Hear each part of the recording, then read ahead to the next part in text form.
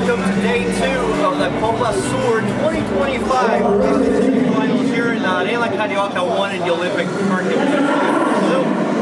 This is, like I said, day 2 and the English broadcast of because of the joining line knowledge. We got like a line on the floor athletes yesterday.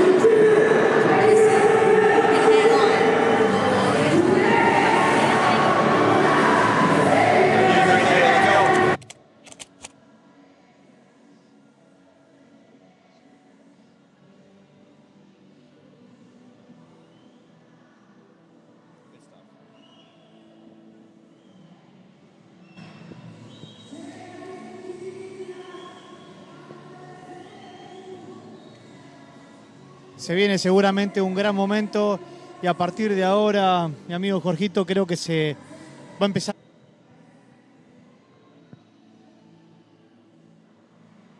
To all those who are joining us now for the English language broadcast of 2025 Copa Sur, on your screen we see our spectators this weekend getting into the mood. We've got some music playing on the arena floor, a classic that pretty much every Brazilian knows. Everybody's getting into the vibe of the day.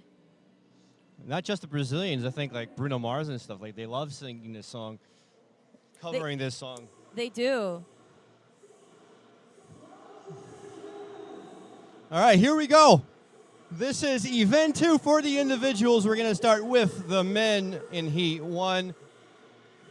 This will be barbell complex 22. It's 3 attempts for the max load of 3 cleans and 2 front squats and 1 jerk, shoulder to overhead.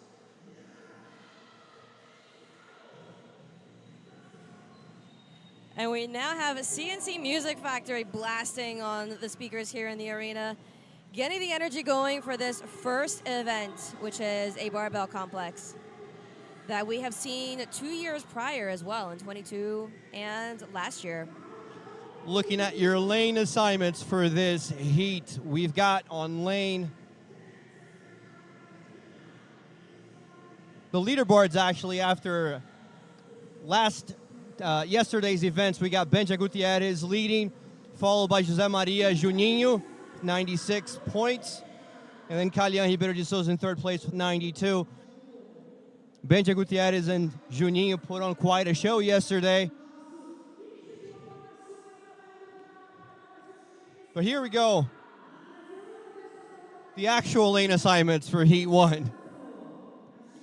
In lane 1, we got Lautaro Brichetti. Lane 2 is Anderon Primo. Lane 3 is Edgar Carvalho. Lane 4, Juan Ignacio Brosini. Lane 5, Thalisson Martins. Lane 6, Benjamin Reyes. Lane 7, Valentin Messa. Lane 8, Adriano Ponte. Lane 9, Vitor Amancio. Now, you might be asking why we only have 9 athletes, and that's because Bruno Marins had to drop out of the competition. He was harboring an injury when he started, and that injury got aggravated after yesterday's events, and so that's why we have 9 athletes. Unfortunately, he left the arena floor yesterday already limping. A posterior chain, apparently it's a hamstring injury, which took him out of the competition this weekend, unfortunately. We wish him a very speedy recovery. Hamstring injuries are quite annoying.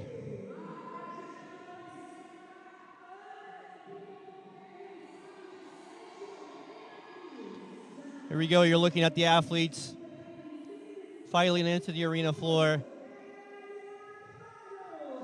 Yesterday, I gave it my best shot of trying to introduce these athletes one by one. You did. We're not doing that today, though. It was just too difficult. In this first heat, though, we do, once again, I mentioned Anderon yesterday for the barbell portion of yesterday's workout. And today, this first event is actually his strong suit. Anderon is known for a heavy barbell and for putting on a show with a heavy barbell. Him and Guy. However, we do not have Guy with us. Guilherme Malheiros with us this year here at Copa Sur. But I'm confident that Anderon was going to put on a show for us right now. He does have the heaviest clean and jerk complex load amongst all the athletes at 180 kilos. So let's see what he can do with this particular complex.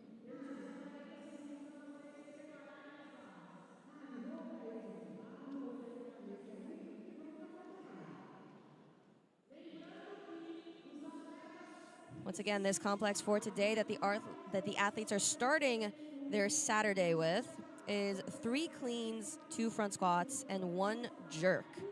That jerk is a shoulder to overhead movement, so it can be a push jerk or a split jerk. You mentioned Guy Malheiros back in 2022. He put on a show with 395 pounds on that bar.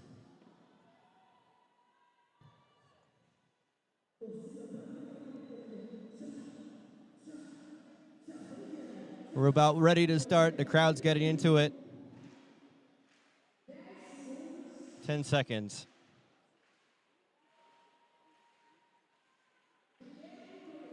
Athletes have 3 attempts for a max load. And we are off. It's the first event. It's the first event of the day. We have 2 individual events today.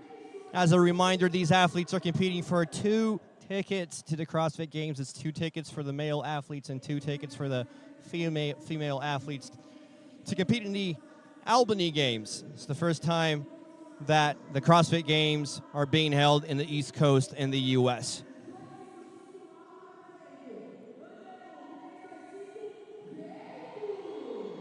Anderon Primo already putting 325 pounds overhead with a little pep in his step.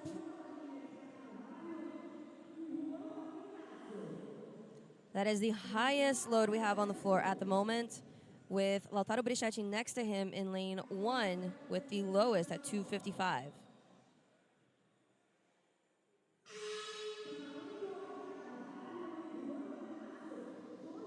Athletes have 15 minutes for their 3 attempts. In case you're wondering, 325 pounds is 148 kilos.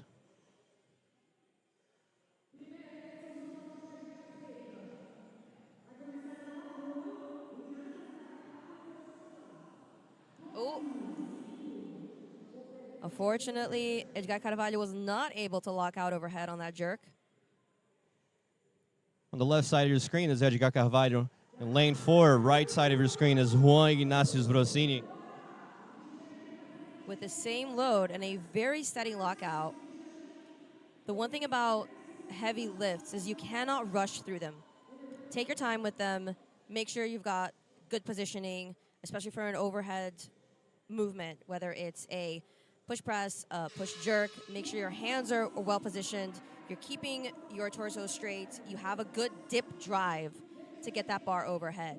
It's one thing to have strong legs and manage to squat that barbell well. It's something else to be able to get that barbell overhead steady. On the left side of your screen, that is Benjamin Reyes.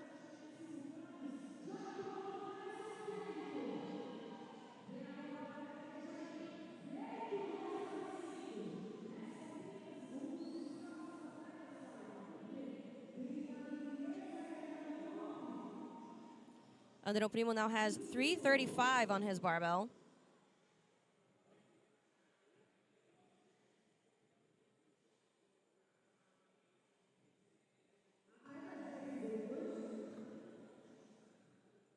What did you say his best was? Kelly? 180 kilos. That was 152 kilos on the bar for Anderon Primo currently.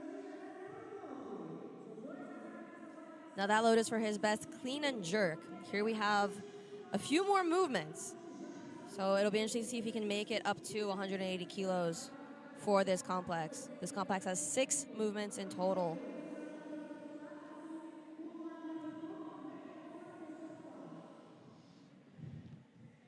Left side of your screen with 305 is Adriano Ponte. Adriano Ponte getting 305 over in a push jerk. And you're looking at Valentin Mesa. You see athletes taking their time, taking a seat on their plates, making sure they do not rush this process. You want to have a few extra minutes to rest and recover before trying to hit a heavy complex once again. If you try and hit it too fast, you may just not be recovered enough. I'd imagine getting a no rep here would be very, very costly. It's costly because it's very demotivating, and once you've hit heavy loads, you need that extra time to recover, and you don't want to waste that energy on a wasted movement. The 2025 Copa Sur semifinals is brought to you by Brave. Robust, reliable, built for competition, the best gear for your box. The official equipment of Copa Sur 2024 and 2025, 2 years in a row. Free shipping for purchases over 5,000 reais. Right now on the arena floor, you can see anywhere from 305, 295 with Vitor Amancio up to 335 with Anderon Primo, who is soon to approach his barbell, it looks like. Anderon Primo asking for the crowd support, and they answer.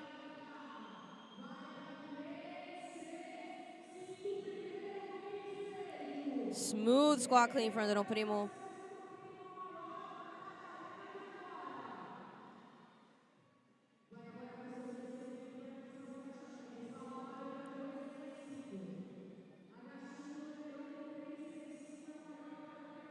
He's holding steady with only one movement left overhead. And he gets it. Beautiful lockout. And a victorious And he roars. scream. This is definitely Anderon Primo's comfort zone. This is his wheelhouse. You can see that the crowd is getting behind him. That crowd is getting behind him because he is a crowd favorite. He always has been every year at Copa Sur. And once you put a barbell in his hands, that's where he really shines. Yesterday's workout was just not his thing. It just wasn't his thing. Not his Long forte. endurance workouts are not his forte, and we've seen that in years past as well.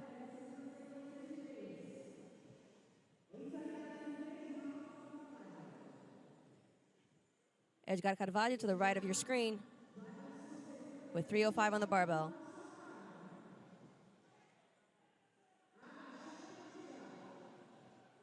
Hand adjustments to get that bar overhead.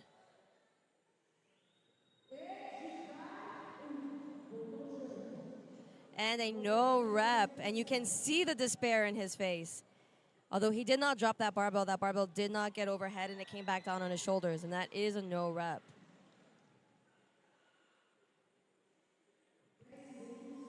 Luckily, athletes can bring that weight down. That's not common in competitions. Many times, once you have a weight on the bar, you cannot bring the load back down once you've attempted it. And it looks like Edgar Carvalho is doing just that.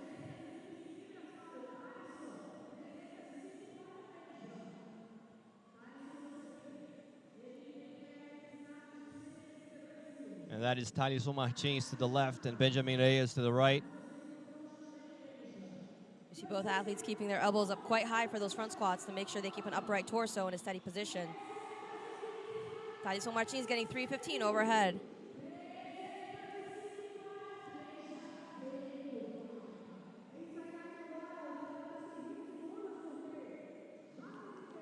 The top of your screen there on the Anderon Primo is at 350. 180 kilos would be 395 pounds. So as it gets closer and closer to 395, let's see if he reaches it. We're halfway through this time cap.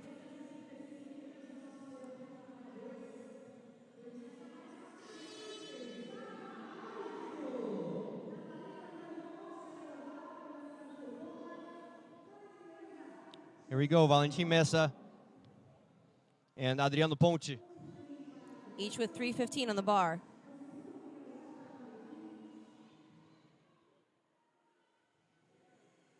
It's a very wide squat position for Adriano Ponte.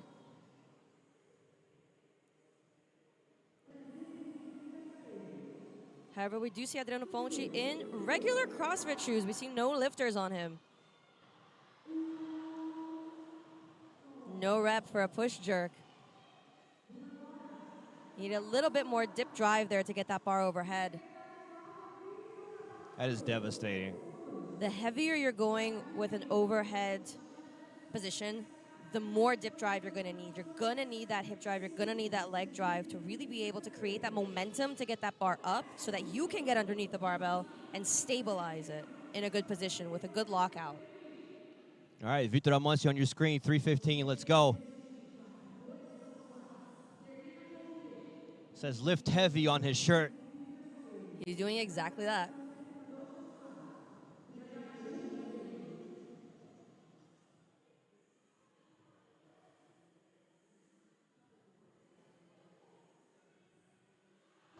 Not quite. We're seeing most of the athletes here in this first heat for the men today hitting a sticking point at 3:15, around 3:05, 3:15. There's one outlier on your screen. Anderon Primo with 3:50 currently on the barbell. And he's getting himself prepped and riled up to hit that barbell. Approaching the barbell with the right mindset is the first step to a successful lift. If you get to that barbell thinking, I'm not gonna make it, you're definitely not gonna make it. The crowd is on its feet because they know They're about to watch something incredible.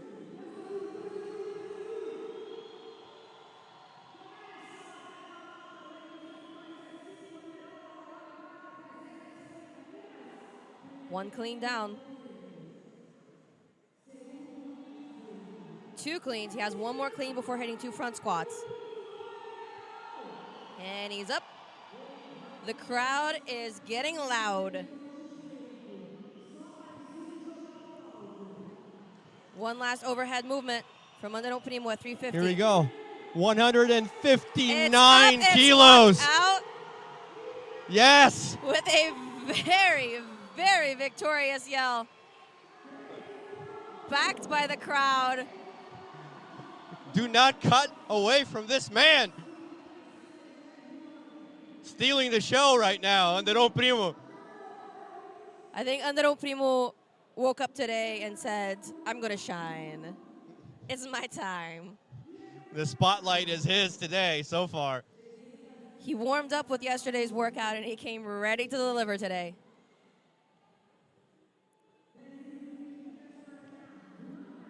On the right of your screen, Juan Ignacio with 3:20 on the bar. Edgar Carvalho to your left.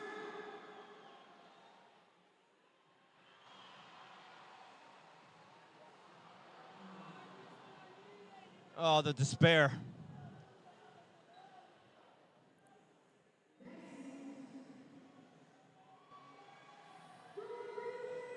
Juan Ignacio locking out, 3:20. And he's also fired up.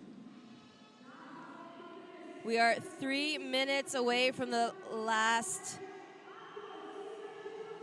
attempt for this 15-minute workout. Benjamin Reyes to your right.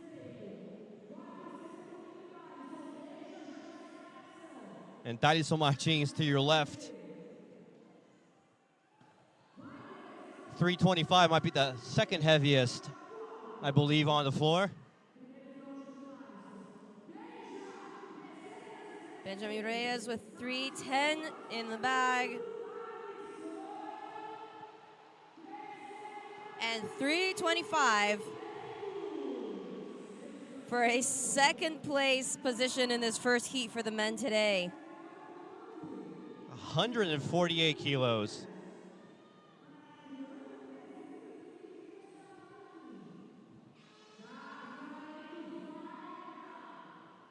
We have just under 2 minutes left on the clock. Benjamin Ponte to the right. Adriano Ponte to the right, excuse me. And to the left, Valentin Meza.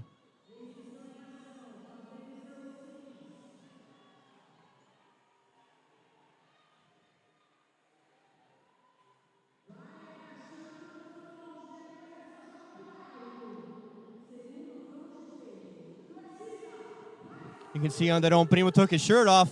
Let's see what happens. Both athletes failing to lock out overhead, not completing the complex. While Vitor Amancio calls for support from the crowd to hit 315 to finish off this first event for the men today.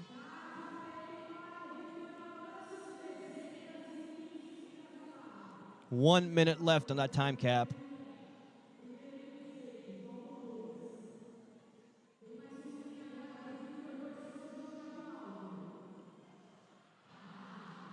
Unable to hit that last clean. Gave it his best shot. And at the end of a workout like this, that's all you can really do is just give it your best attempt. Make sure you take it slow. Focus on each rep that you have. And if the barbell doesn't go up, there really isn't all that much you can do about it at the end of the day. And it looks like Anderon Primo will be your winner for this heat with 350 pounds on that bar. Once again, that's 159 kilos. That's a lot.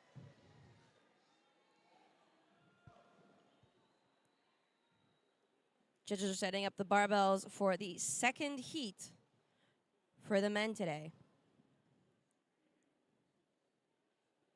We have a total of 3 heats for this first event for the men and the women.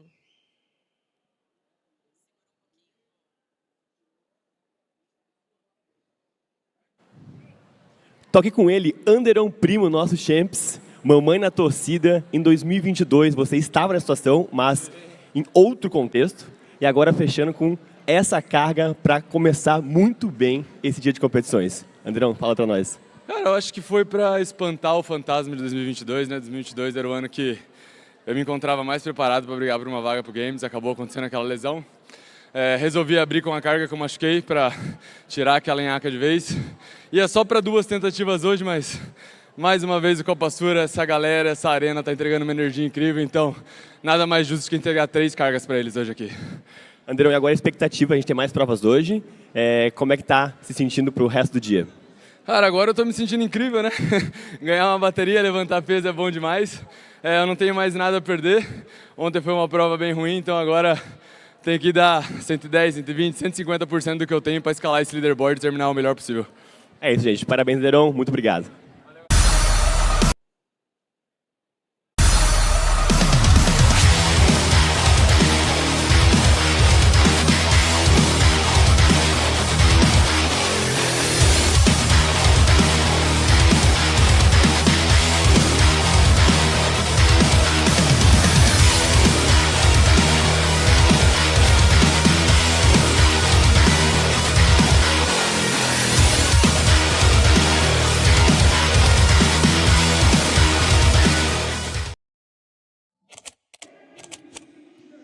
And you just saw Paul Klein interviewing Anderon Primo, your winner of Heat 1 with 350 pounds. We're about ready to start Heat 2, though. Here we go. Your lane assignments. On lane 1 is Bernardo Jardim. Lane 2, Bruno Diniz. Lane 3, Pedro Martins. Lane 4, Juan Facundo Rando. Lane 5, Filemon Souza. Lane 6, Matheus Romão. Lane 7, Jerônimo Boldean. Lane 8, Igor Viana. Lane 9, Augustin Richelme. Lane 10, Renato Guimarães. Athletes are already on the floor, getting ready to get started. And once again, this is Event 2, the Barbell Complex 22. It's 3 attempts for max load of 3 cleans, then 2 front squats, and 1 jerk, shoulder to overhead, with a time cap of 15 minutes.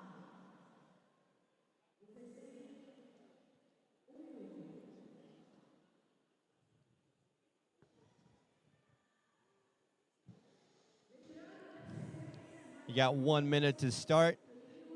This heat does have the usual 10 athletes.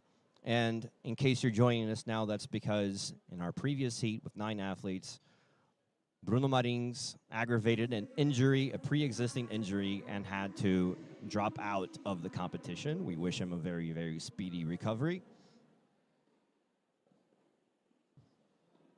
In the first heat for this event, we saw a range of 295 to 350 on those barbells. Let's see what the average load for this second heat of the men's elite is going to be. We see a lot of 305s, 295, 275 to start for the athletes. 10 seconds.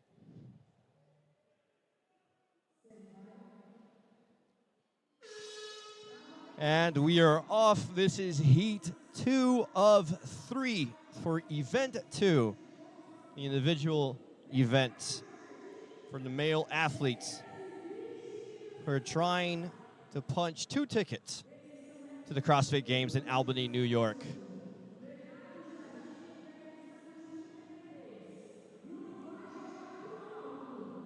On the left of your screen, you have Bernardo Jardim with 320 on the barbell and a push jerk for 320. He does not look phased. He's messing around with the audience like, that was nothing. That was a warm-up. Bruno Diniz, you can see, looking for guidance. Probably from his coach on the sidelines, asking how much to add to that bar.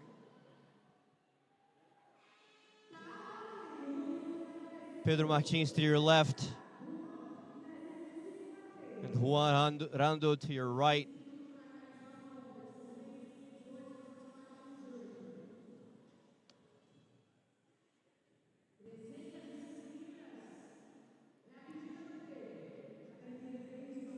.305 and 295 respectively.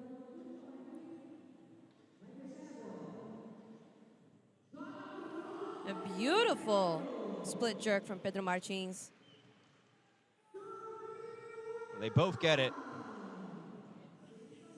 And folks, if you're watching the live stream on YouTube, make sure to drop that like, subscribe, do the whole YouTube thing that you're used to hearing. Definitely subscribe so that you can have access to our comments and come chat with us while we are here. Let us know what you are thinking of this year's competition and who you are cheering for. Matheus Romão to your right. Power cleaning 305, might I add. And Philemon Souza to your left.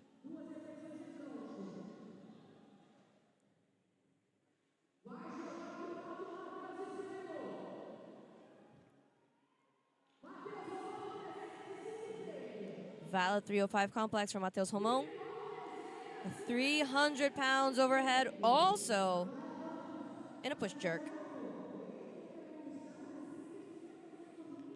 On the far left of your screen, you see 335.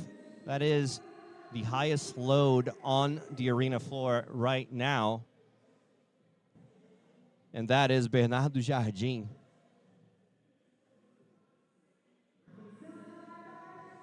And from that previous shot, you can see that our drone is back for today.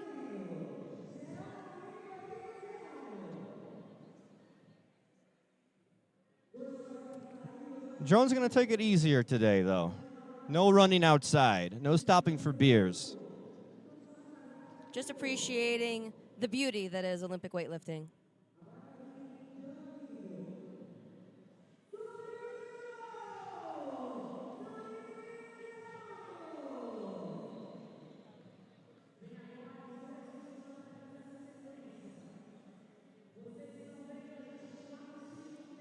You see in lane 7, that is Jerônimo Baldeão. And in lane 8 is Igor Viana.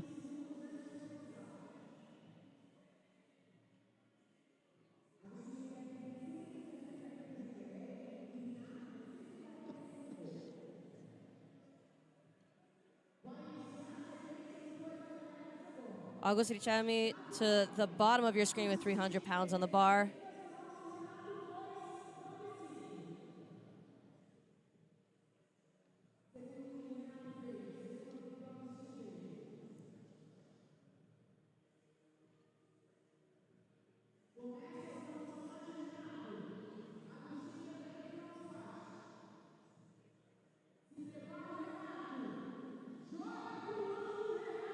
Solid overhead from both athletes.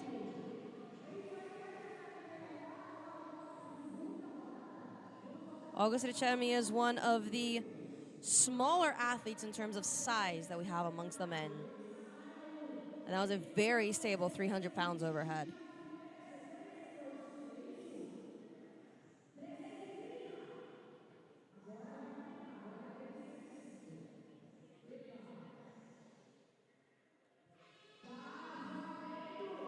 £300, 136 kilos.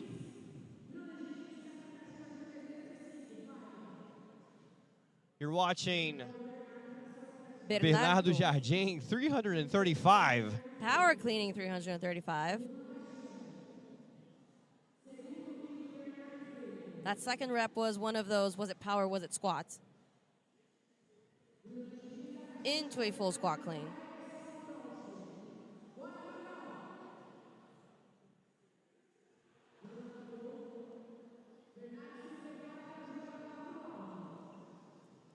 $152 kilos. Oh, Bernardo Jardim not managing to stabilize that bar overhead in a push jerk for 335. That was a very wide base that he created for that catch. And just not enough dip drive to get that bar moving steadily overhead. The 2025 Copa Sur semifinal is brought to you by Skyhill. The grips and accessories trusted by athletes that are on the floor. It's the grips that rule the arena. We have an exclusive Copa Sur 2025 collection. Check them out if you get the chance. You're going to see those grips in action in the second event that we have today for the individuals. Mayhem event, which has no less than 30 bar muscle-ups for athletes to complete, sandwiched between two sets of 30 cals on the Echo Bike for the men and 24 for the women. We had the pleasure of watching a presentation of their new grip, the Inspiration 2.5, and let me tell you, it's some crazy alien technology. The thing is very, very sticky. Oh, those grips are grippy. Impressively sticky. Those grips are grippy. You see Mateus Romão with 320 on the bar. Power cleaning once again.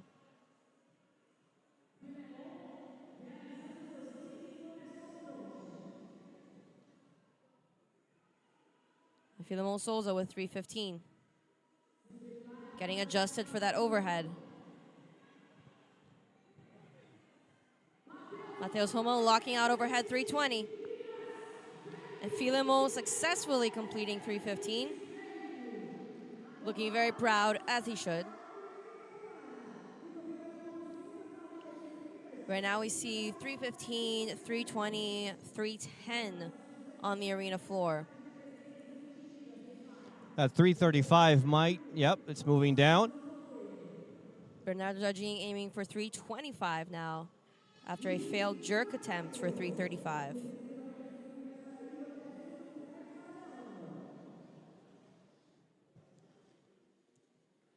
To the left of your screen is Jerônimo Baldeão.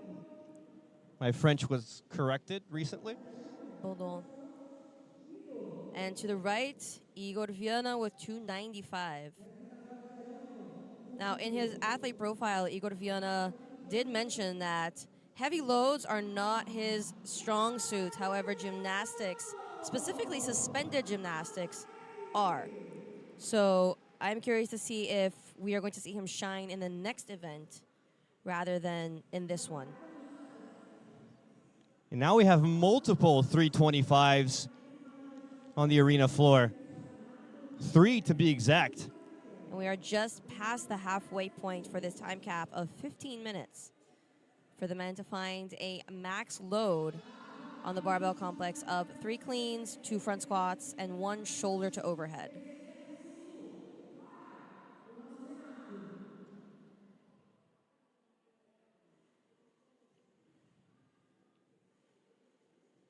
CrossFit Games veteran August Richami to the left of your screen with 315 on the bar.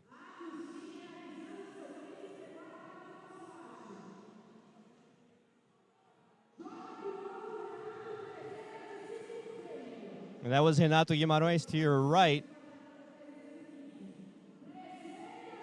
Beautiful lockout from August Richami at 315. And he's fired up. Agustin Chami, who also went to the MAYHEM Classic just recently. And he'll have some familiarity coming up with our next event.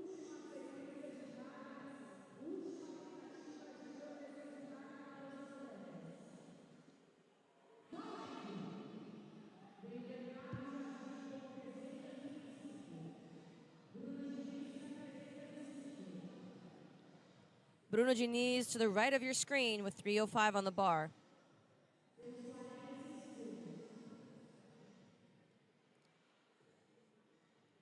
And that barbell slipping out of his hands on that last clean attempt. Bernardo Jardim calling for the audience's participation, much like we saw in Anderon Primo in the previous heat. Power cleaning 325. He tried 335. Now we're down to 325.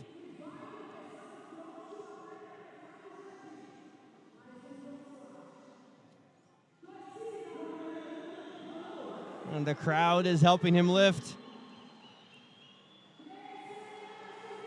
There you go. Beautiful lockout. He is fired up. We still have 4 minutes left on that time cap. Let's see if he's going to try for a second attempt at that 335 that he had previously on that bar. All he was missing was the jerk. Bernardo Jardim getting the crowd a little conflicted here with that Flamengo shirt. Yeah, 4 teams in Rio, but I'm sure they're supporting him either way. Pedro Martins with 320 on the bar.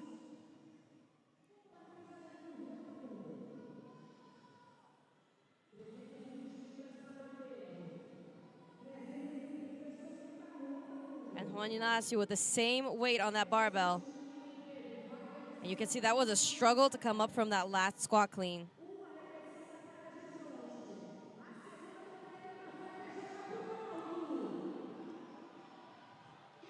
It's up and locked out. That was beautiful from Pedro Martins. Commemorating that 320.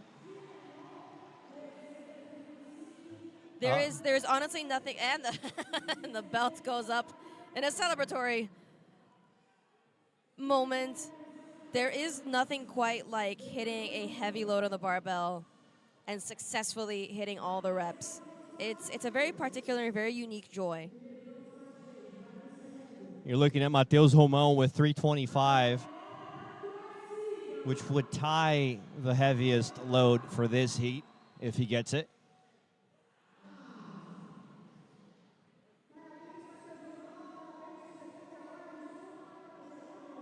We're approaching the 13-minute mark in this 15-minute time cap. You see many of the athletes already signing off with the judges, locking in their results for this second event today. Or second event of the weekend, first event for today. Igor Viana hitting 295.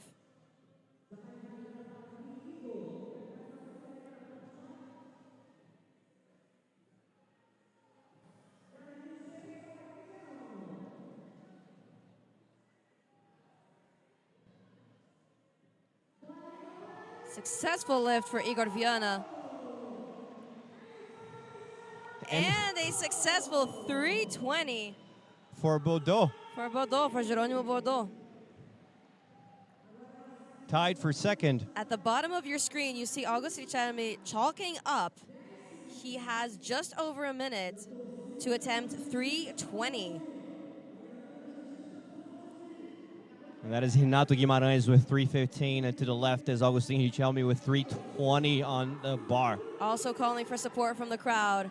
And this crowd is no stranger to Augusto Richelme. I think he has been to Copa Sur every single edition, even back when it was the Brazil CrossFit Championship.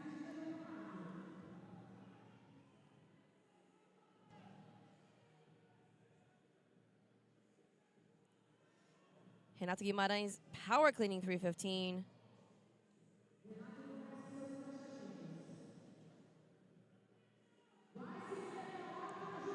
Final squat clean for Augusto Richelme.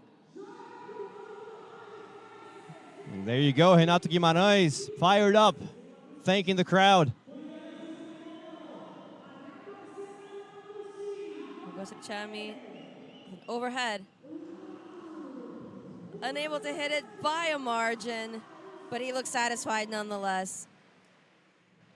Augusto Richelme is here as a Mayhem athlete, his coach being Facundo, who will be joining us later today for event 3, Mayhem I.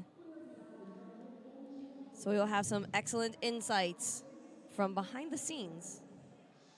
And that, folks, is the end of Heat 2 with Bernardo Jardim taking the lead, 325 pounds on the bar. We're going to be going down to the floor to talk to him very, very shortly. We have one more heat after this. In the meantime, make sure to subscribe to the channel so you can come chat with us. And like, don't forget to like.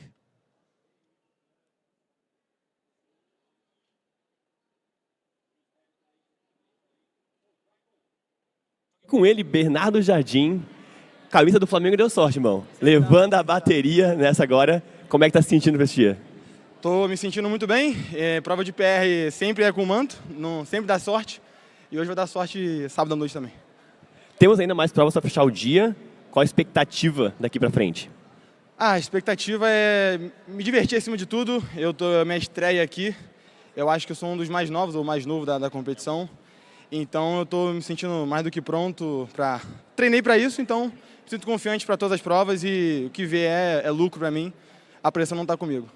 É isso aí, Bernardo Jardim dando show aqui na Arena do Copa Sur. Volto com vocês aí, Sérgio.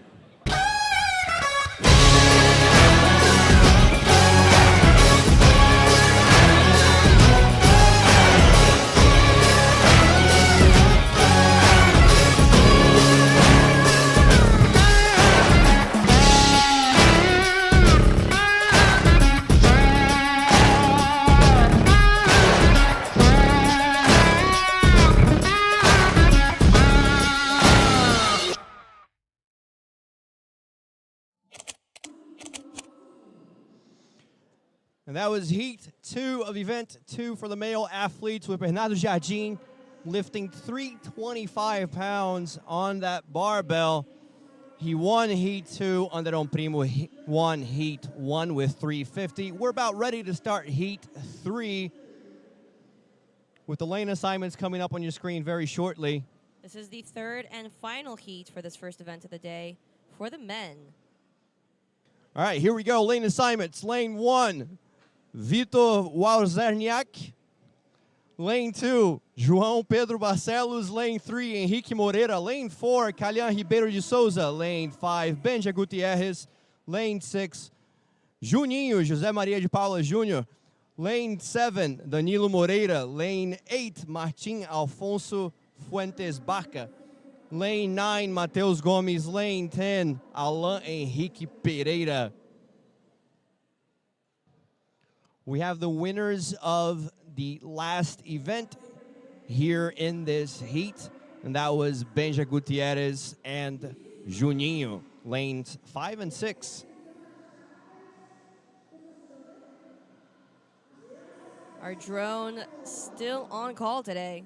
However, inside the arena this time, giving us a very interesting perspective of the athletes on the floor with the barbells.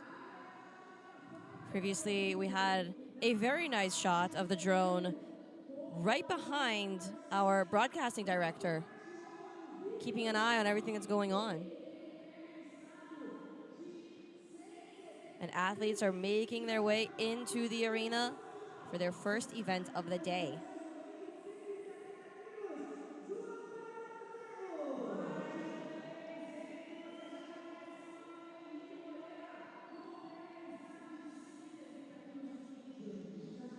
And once again, this is the third and last heat for this event of the individual male athletes. 2 tickets are at stake to go to the CrossFit Games in Albany, New York. Now, Juninho did exceptionally well in yesterday's event, holding steady from start to finish, making those thrusters look like child's play. However, in his athlete's profile that he gave us for this year's edition of Copa Sur, he did mention that heavy loads and heavy barbells are not his strong suit. So let's see how well he can do today. Juninho put on a show yesterday. Made it very interesting for second and third place, but definitely not for first.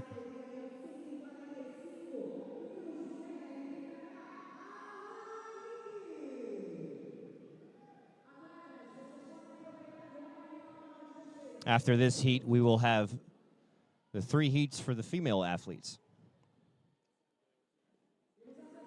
Once again, this is a 15-minute time cap to find the heaviest load for the barbell complex of 3 cleans, 2 front squats, and 1 jerk, or shoulder to overhead. We've seen athletes push jerking, we've seen athletes split jerking. We have yet to see a squat jerk, and I doubt we will. It's not a very common movement to see, although very impressive to watch.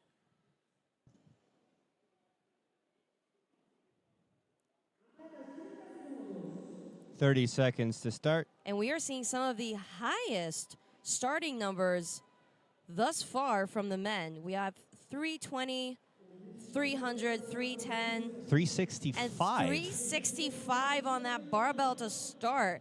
And if that 365 goes up, that will already beat heat events leader Anderon Primo. 10 seconds to start. 365 is lane 1. Vitor Luffy Walzeniak. Vitor, if you watch later, I apologize for butchering your name.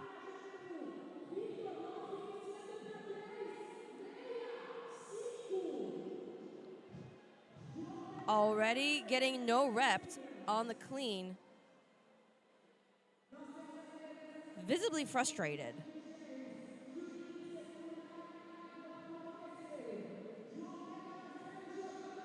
João Pedro Barcelos successfully completing 310.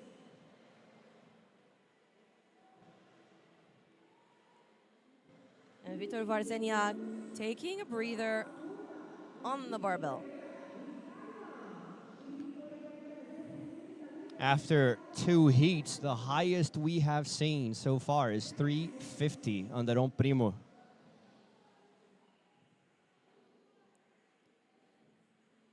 We do have 330 in lane 3 with Henrique Moreira.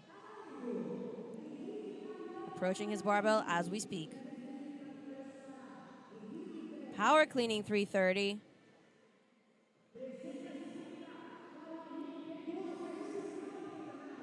To the right side of the screen, crowd favorite, Calhan Ribeiro de Souza.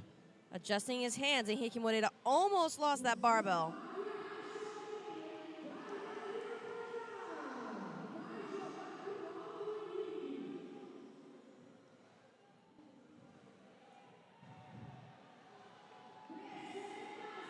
Oh. And He it's gets locked it. overhead. 330, that's 149 kilos. That is not light at all. Barely, barely. And he even gestured at the end there. He was like, oh, that was close. That was very close to being a no rep, but he held on strong.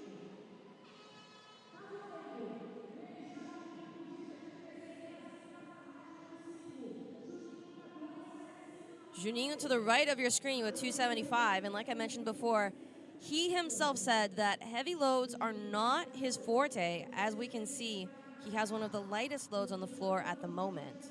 You got a split screen view now with the two leaders coming into this event after yesterday's event. Benjamin Gutierrez successfully completing 300 pounds.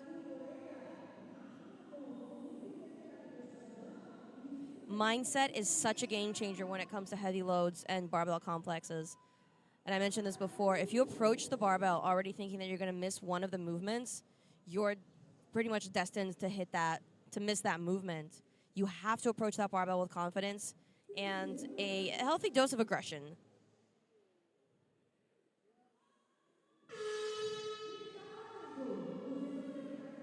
Left side, you got Danilo Moreira.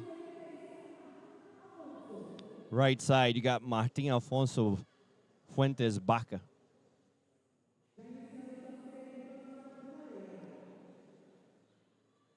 With 280 and 285 on the barbells, respectively.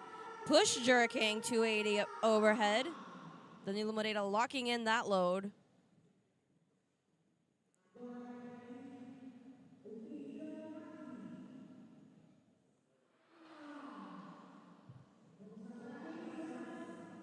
Now, I keep converting the heavy weights to metric, and it may seem like 280 is not impressive in comparison, but that is 127 kilos on that bar. 280 is nothing to scoff at. Oh, none of these athletes' feats right now are anything to scoff at.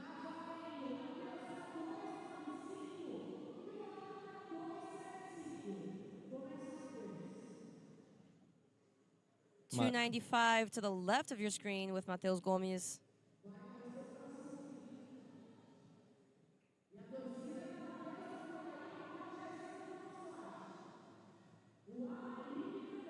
And $275 to the right of your screen with Alan Henrique Pereira. Both men successfully completing their complex.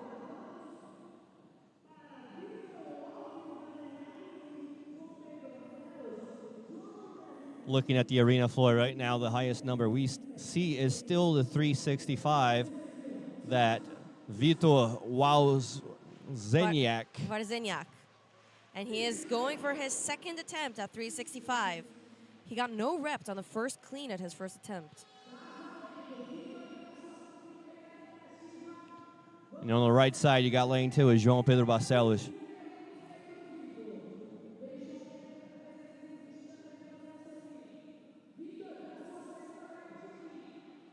Vitor Warzeniak hitting 2 cleans of the complex. One more to go. Followed by 2 front squats.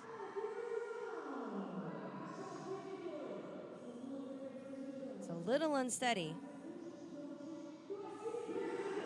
All he has to do is get that bar overhead. And he was no repped. Once that bar comes even slightly off your shoulders, if it does not get overhead, it is a no rep for these athletes, which is very frustrating. There's a lot of movements to complete with those heavy loads to get no reps on the very last movement. And you can see that he's bringing that weight down now. 340 on your left. Henrique Moreira.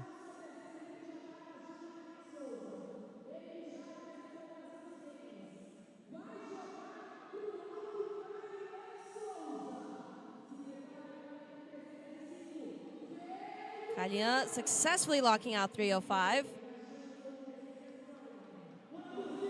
Henrique Moreira with 1 rep left.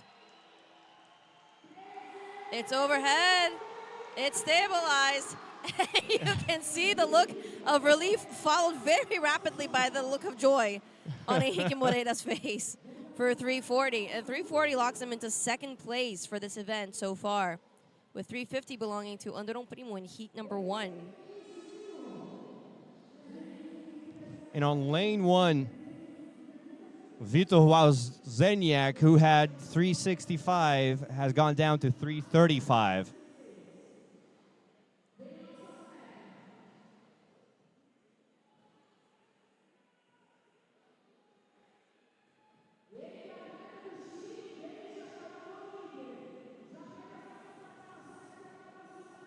We see both of yesterday's superstars on your screen.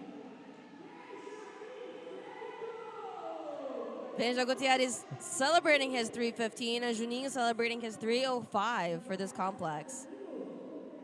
We are just past the halfway point of the 15-minute time cap for this workout.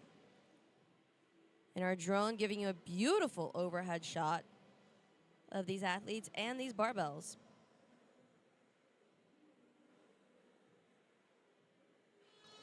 Danilo Moreira aptly with 300 pounds on the bar, wearing a Sparta t-shirt. Not a bad t-shirt there. I would say the t-shirt is going to bring him luck for the 300. Yep. He might actually front kick somebody. Who knows?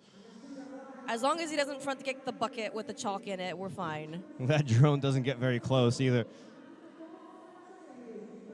Oh, this is Sparta. Very easy 300 overhead push jerk.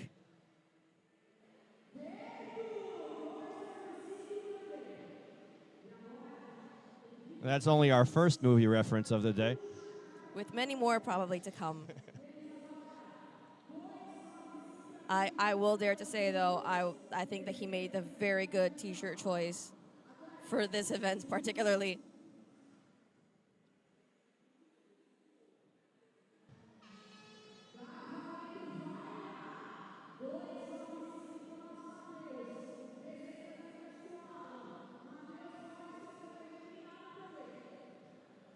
There is absolutely no questioning Alain Henrique Pereira's depth on those squats. Nobody can contest that he is breaking parallel. Let's go, Mateus Gomes to the left. Locked out overhead. For both athletes. Although Alain Henrique Pereira tilted slightly to the left there. Fired up, though. He held it. But successfully made it. You know, lane one, Vitor Wozniak is actually at 350 now. That would tie the event leader thus far on the Dom Primo. João Pedro Barcelos to the right of your screen with 325. And here we go. Vitor tried 365, couldn't do it.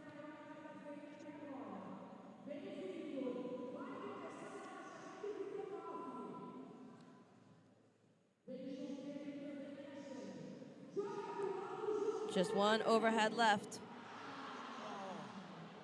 And Vitor Wozniak clearly frustrated.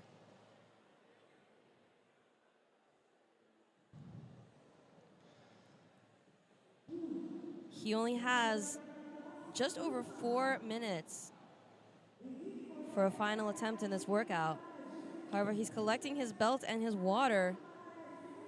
The crowd here is actually rehearsing a Vitor cry.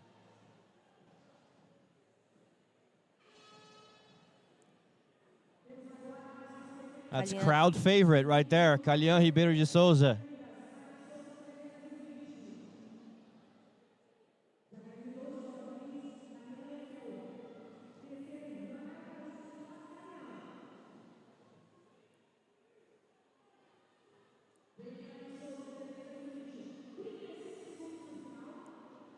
With support from Henrique Moreira to his right.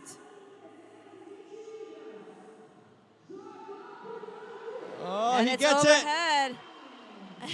And a very loud cry of relief.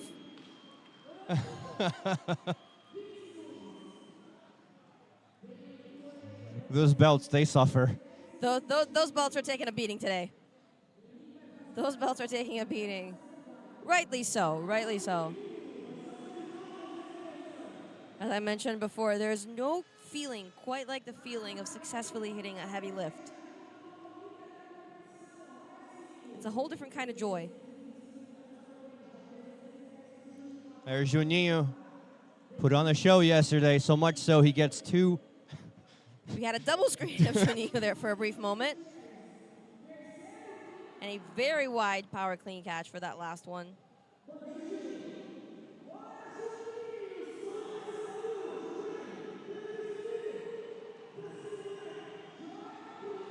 Overhead and locked out.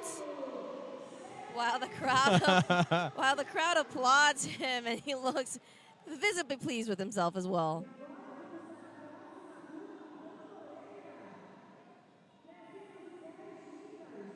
In lane 5, Benja Gutierrez getting ready to hit 325. Danilo Moreira passing the Sparta 300 mark, hitting 310. Good number choice, too, 23. You lost me there. LeBron James, Michael Jordan. Oh, correct. Just very unknown people. So he's calling in the greats with that T-shirt. I think He is. It was a good choice. Like I said, it's a very good T-shirt choice today. If I see a Tom Brady jersey, I will lose my mind. Just saying, athletes. And it's locked out with a visible look of You say confusion. visible, but he pulled a John Cena with the right hand there. You can't see me with the right hand. He was clearly shocked at himself. Pulling all of the references here. He was clearly shocked at himself, which was fantastic.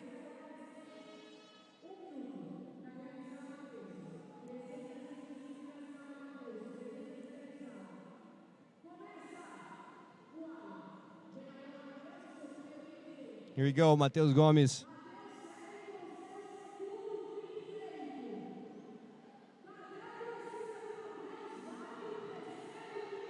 That was a challenging pull on that last clean there for Matheus Gomes. And that barbell is barely on his fingers for these front squats. He's definitely going to have to adjust, as we see him doing now for that overhead. Only 20 seconds to go on that time cap. And that barbell went forward in front of him instead of straight overhead. Unfortunately, not managing to lock out. And that is it. That is the end of the first men's event today. And we see our beautiful Copa Sur airplane flying across your screen with our sponsor, Skyhill. The grips and accessories trusted by athletes on the floor. The grips that rule the arena. As you're watching Henrique Pereira with 340.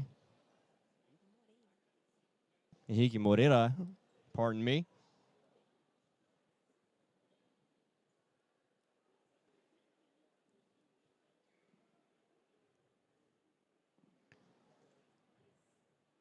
Again, we had 350 on the floor, but unsuccessful. Unfortunately, Vitor Lofi Varziniak was not able to complete any rep of the complex, getting no reps at multiple moments for each of his attempts. We're going to the floor with Fábio Brocco. Eu estou aqui com um atleta que eu vou fazer um pequeno histórico, porque eu não sei se a galera de casa e o público aqui sabe. De repente, ao final dessa semana, você vai ser o primeiro brasileiro a ter ido aos CrossFit Games, na verdade, classificado para o CrossFit Games como teams em 2020, você classificou em segundo lugar, tivemos a pandemia, em times e agora na categoria principal. Ontem foi contenção de danos, a gente soube aqui, né, pelas informações, Sérgio, obrigado, né, no ponto. E hoje uma prova que a gente estava realmente esperando bastante, né, de você. Porém, é uma prova que é preferida de todos os brasileiros que gostam de crossfit, na verdade, mundialmente. Você já tinha feito essa conta que você pode ser o primeiro brasileiro nessas 3 categorias e isso, da experiência, traz uma moral para você fazer essa prova? Olha, eu não tinha parado para pensar dessa forma. A gente vem construindo algumas coisas que o Papai do Céu permite a gente passar e construir, mas a gente acaba passando por algumas coisas que acaba esquecendo, como a classificação do Teams por determinadas situações. Mas Deus agora me mostrou mais uma vez por você aí e pude ver que Ele está me dando a oportunidade de construir algo gigantesco. Ter essa oportunidade para mim só me dá mais vontade de continuar lutando, como lutei nessa prova aí que quase as duas séries perdi o clean, mas a força do Espírito Santo de Deus me deu a oportunidade de finalizar. Então realmente é gratificante poder estar construindo isso. O seu resultado melhorou em relação a essa prova da última vez que a gente fez, né, na Copa Sur, mas eu quero saber, porque eu vi essa comemoração ali, então eu queria saber o que estava passando na sua cabeça naquela hora, no momento do levantamento. Olha, para ser bem sincero, era a carga que eu estava já visando fazer, mas na primeira tentativa acabou que o hook grip escapou da minha mão, eu tive uma grande dificuldade de realizar a primeira e isso acaba que, querendo ou não, dá uma instabilidade isso, mas eu não deixei isso abalar, graças a Deus, seguimos firme e forte e finalizei ali a última, mas com um coraçãozinho na boca, porque não foi fácil. É isso aí, Luiz Henrique Alves Moreira, para todo o Brasil, parabéns. Galera, eu tô aqui com o Romero, coach L3 da CrossFit. Ele acabou de dar aqui a clínica de snatch que vocês estão vendo nas imagens. Romero, como é que foi essa ação que vocês fizeram aqui pela CrossFit Brasil? O nosso objetivo principal é conseguir mostrar, tanto para os afiliados quanto também para os não afiliados, como o método funciona, como o método CrossFit ele deve ser passado. O nosso principal objetivo hoje foi melhorar o movimento para que eles ganhem consistência no futuro, mostrar que melhorando o movimento, a carga vem como consequência. Nosso objetivo aqui é mostrar o CrossFit realmente na essência, com os melhores treinadores, utilizando o método e os guias debaixo do braço. Perfeito, Romero, obrigado. E galera, continua aí com a gente no Copa Sur 2025. CrossFit semifinals. This is the English broadcast. I'm Lucas Olivieri, and I'm joined by Kelly Z, providing the knowledge, Fabio Brocu and Paul Klein on the floor, interviewing the athletes. You just saw event 2 for the male athletes. We're going to have 3 more heats with the female athletes. After 3 heats, Anderon Primo, 350 pounds on the bar. Your leader so far. Impressive performance, Kelly. Very impressive performance and very fun for the audience. He is a crowd favorite, and seeing him with a barbell is always very exciting. And he definitely got the energy going in the arena today. For the women, we're coming up with the same barbell complex that the men had, and the same barbell complex we've had for a couple years now here at Copa Sur, which is a max load attempt of 3 cleans, 2 front squats, and 1 jerk. That jerk can be a push jerk or a split jerk. Again, I have yet to see anybody do a squat jerk, which I would be very excited if somebody attempted. But we saw some very interesting loads from the men. Our average was around 315, 325, with Anderon Primo, as you said, taking the event win with 350 pounds. The women is going to be another show for us to watch. And we do have our drone with us today, taking us around the arena at a few moments with a beautiful overhead view. As we look at the leaderboard for the women athletes after yesterday's event, Maria Quintero, first place, followed by Joana Boaventura, and then Priscila Gorges in third place. Maria Quintero and Joana Boaventura put on quite the spectacle yesterday. Just like the male athletes, it was definitely not a fight for first place in their respective heats. It was second and third place fighting. As we look at the lane assignments for this first heat of this event 2. On lane 1, we have Aline Sanefuji. Then lane 2, Letícia Vitor. Lane 3, Rebecca Mendes. Lane 4, Isadora Marques. Lane 5, Emily Andrade. Lane 6, Bruna Baxix. Lane 7, Carolina Martinez. Lane 8, Salomé Boveda. Lane 9, Tamilis Duarte. And lane 10, Lilian Cava.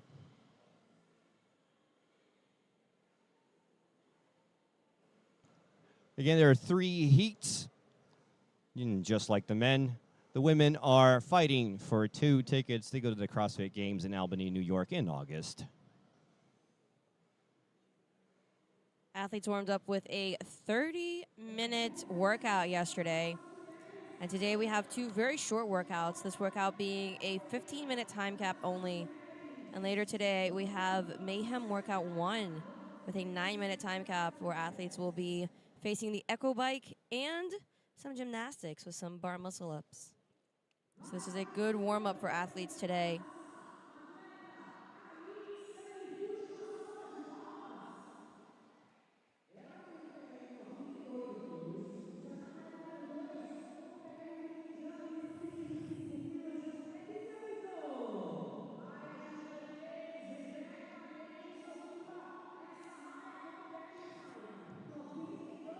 Athletes are being introduced to the crowd.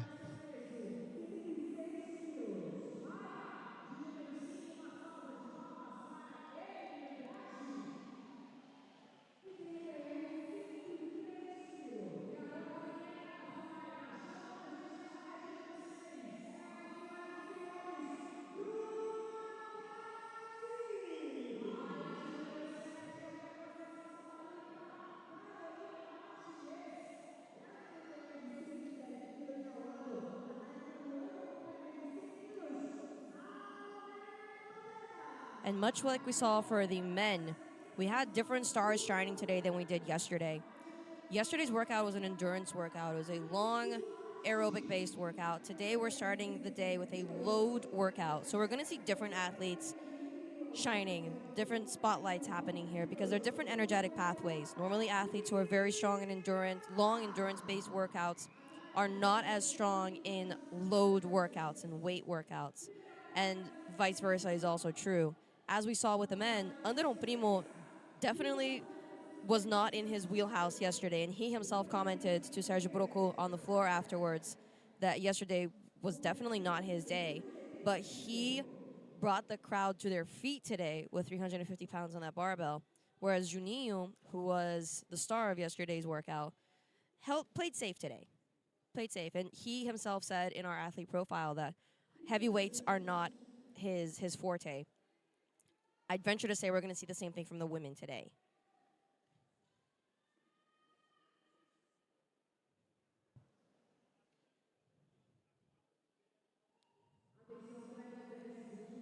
Ten seconds to start.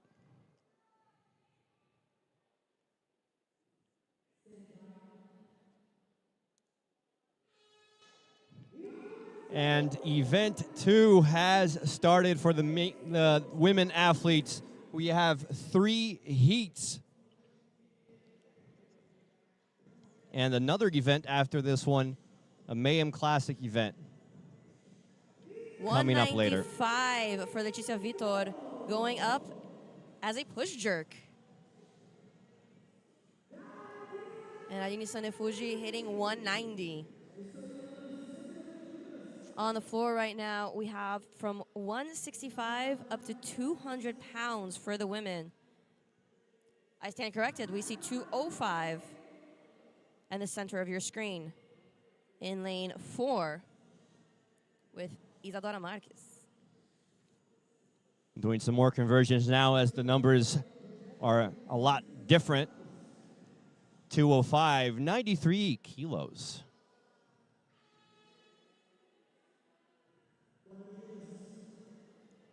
The heaviest weight to the right of your screen and the lightest to the left of your screen and the lightest to the right of your screen at the moment on the women's competition floor. Isadora Marques power cleaning 205. That's 93 kilos to the left and 75 kilos to the right.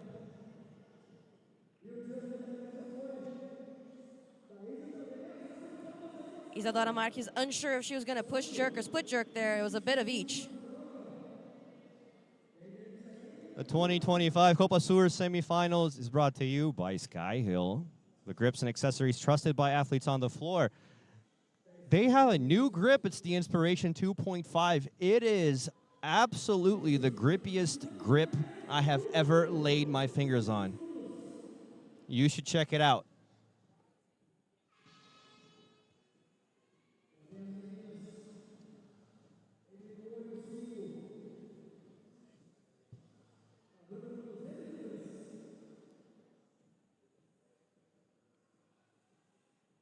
Emily Andrade power cleaning 185 to the right of your screen. And Bruna Baxis with 200 pounds on that bar.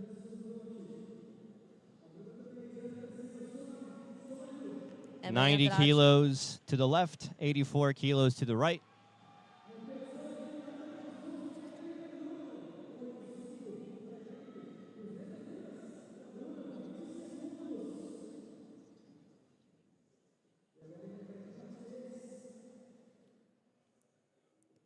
Right now on the floor, we have a range of 175 to 205 pounds.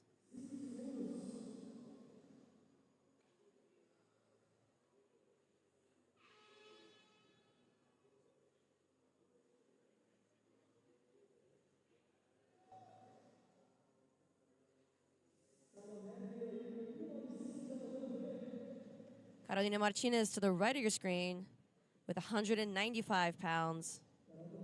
And Salome Boveda with the same load.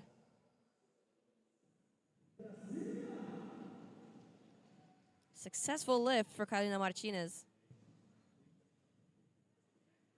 And Salome Boveda. Both locking in 195 pounds for their complex.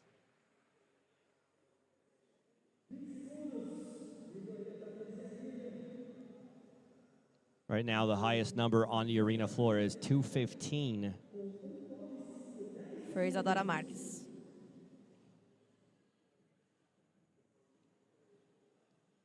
Tamiris Duarte with 200 on the bar. And Lilian Cava to the left of your screen with 195.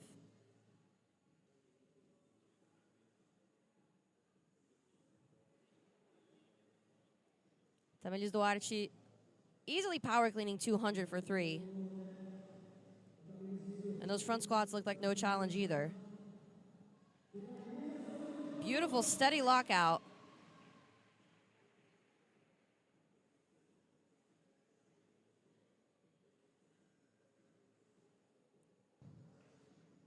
Approaching the 5-minute mark with this time cap of 15 minutes. It's the first heat of 3.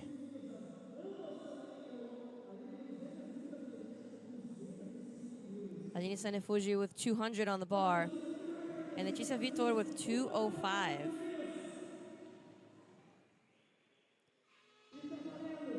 Both these athletes struggled some with yesterday's thrusters in that last round. But Letícia Vitor seems to be having no issues with 205 for power cleans, front squats. And let's see how this overhead goes. Push jerked, no issues.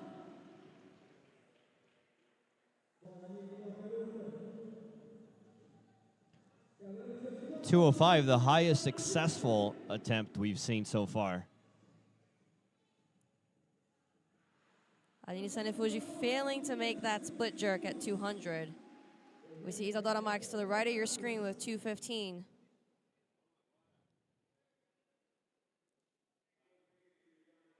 As she gets ready to tackle what is the highest weight, the heaviest weight on the floor at the moment.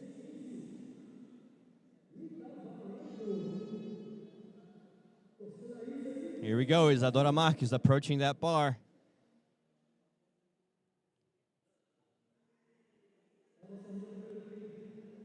Power cleaning 215.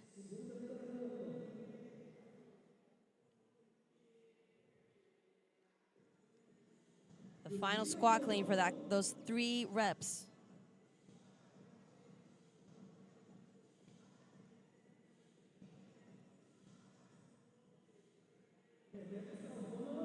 So I mean, just barely making that lockout, but locking it in nonetheless. For the lead. Isadora Marques locking out 215.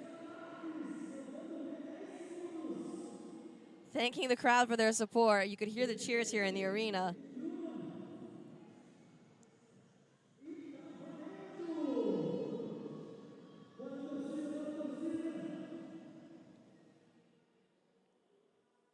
Bruno Bachis with 210 on the bar.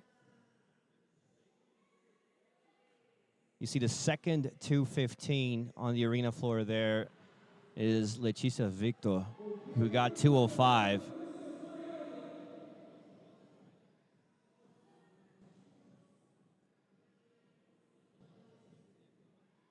Bruna heading for her final rep. Push jerk. Beautiful split jerk. And once again, that very large smile at the end of a successful lift. She made that look not very difficult. Is she going to up that weight? I would venture to say yes. We're just past the halfway point for the 15-minute time cap.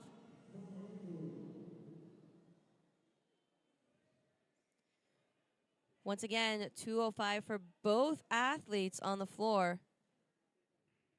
Carolina Martinez and Salome Boveda, each with 205 pounds.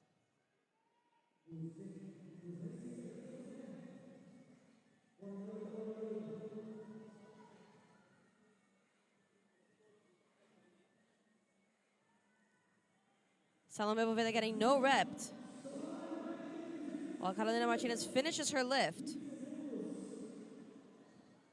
It's not the first no rep for Salome Boveda. She's been having some difficulties.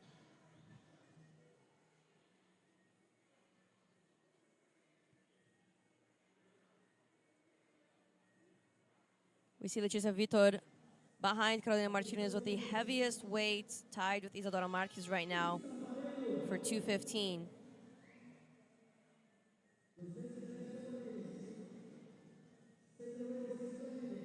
On lane 6, Bruna Baksix. She got 210. She upped that weight to 215. We see Tamilis Duarte fighting with 210 and Lilian Cava with 195.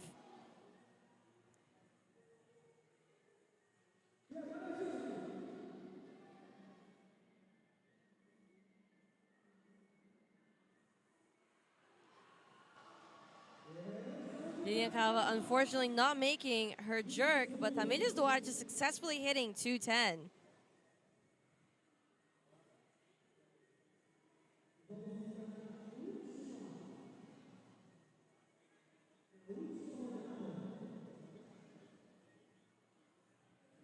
You can see that that arena has been blessed by the chalk gods after 3 men's heats.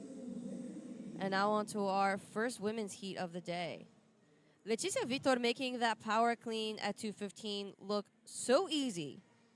She got 205 before, and this is to tie the lead. And almost push pressing 215. There was barely any momentum and leg drive for that push jerk. I would be very surprised if she does not head up to 225 to round out 100 kilos. We see, however, 220 on the bar for Carolina Martinez.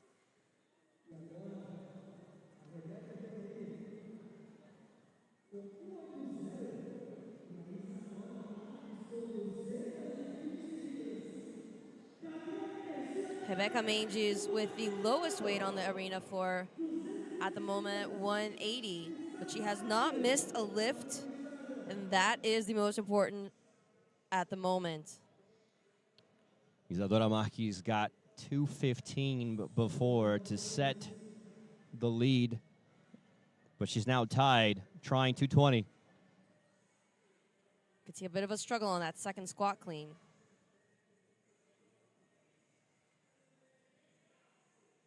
Taking her time. And she's up, and the crowd is pushing her through it.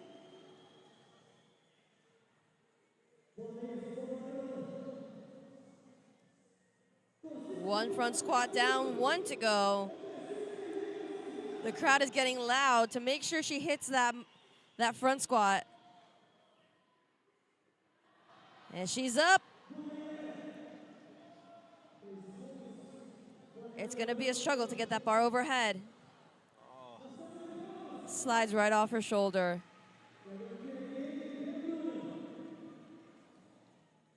Athletes have just under 3 minutes for their final attempt. Emily Andrade with 195. Bruna Bastos with 215. 215, which would be a three-way tie. Unfortunately, could not perform her final clean, but thanks the audience for their participation. Emily Andrade successfully hitting 195. Got an emotional there.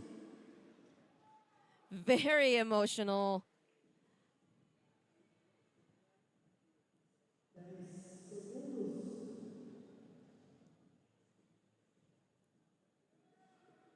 We see Carolina Martinez getting prepped to attempt 215.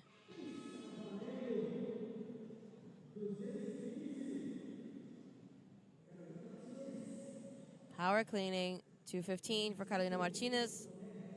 Salome Boveda still with 205 on the bar. She was no repped previously.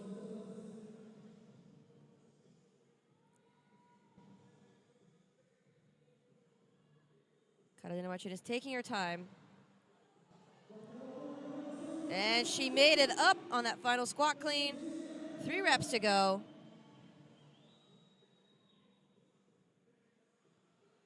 One more front squat.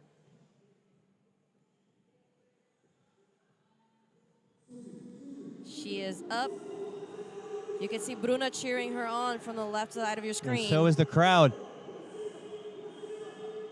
She's got the support. Once again, that barbell came out in front way too far. It was a good attempt, though. Women have 1 minute left on the clock.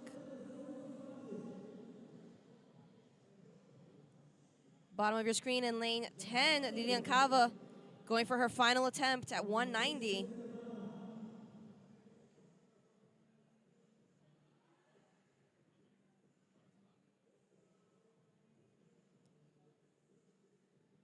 She hits her final clean with no issues. 2 front squats and 1 jerk to go. That bar tipping a little bit. Maintain an upright torso, good dip drive, and she can get it overhead. Went out just a little in front, but she managed to get under the bar quick enough.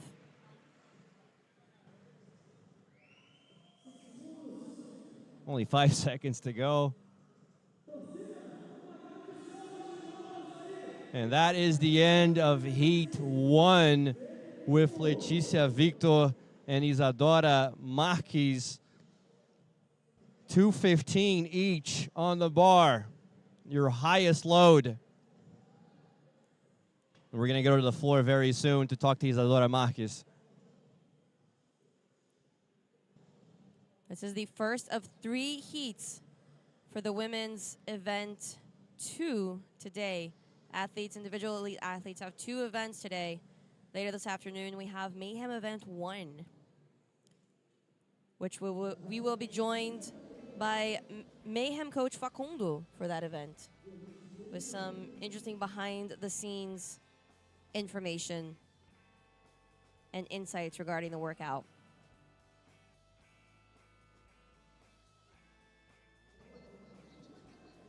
Porque é a primeira participação no individual. Já participou na Copa Sur, primeira na individual, não é? Isso, ano passado eu vim de time. Agora, a questão é a seguinte, na transmissão, né, o Sérgio estava falando, olha, tá puxando muito fácil. Todo mundo em casa, acredito, que também pensou o mesmo, que dava para colocar mais. Você decidiu ser um pouco mais moderada? Como é que foi? Eu sei que recentemente estava com Luana Soares ali, Luana Soares bem conhecida aqui do público, pau a pau. Fala pra gente aqui o que passou na sua cabeça e qual foi sua estratégia. Galera, boa tarde. Estou muito feliz de dar aqui essa entrevista. O que aconteceu, né? Nessa competição que eu competi com a Luana, eu machuquei a clavícula. E a gente vem aí há 2 semanas tentando recuperá-la para eu poder estar aqui. Então, hoje é o primeiro dia que eu estou colocando o peso para cima da cabeça, depois desses 15 dias. E aí eu vim aquecendo ali na área do aquecimento, me sentindo razoavelmente bem. E ali, a adrenalina falou mais alto e eu consegui colocar um peso legal para cima da cabeça. Exatamente, parabéns, Lelê. Lelê para os íntimos. Vamos continuar então para a próxima bateria do feminino.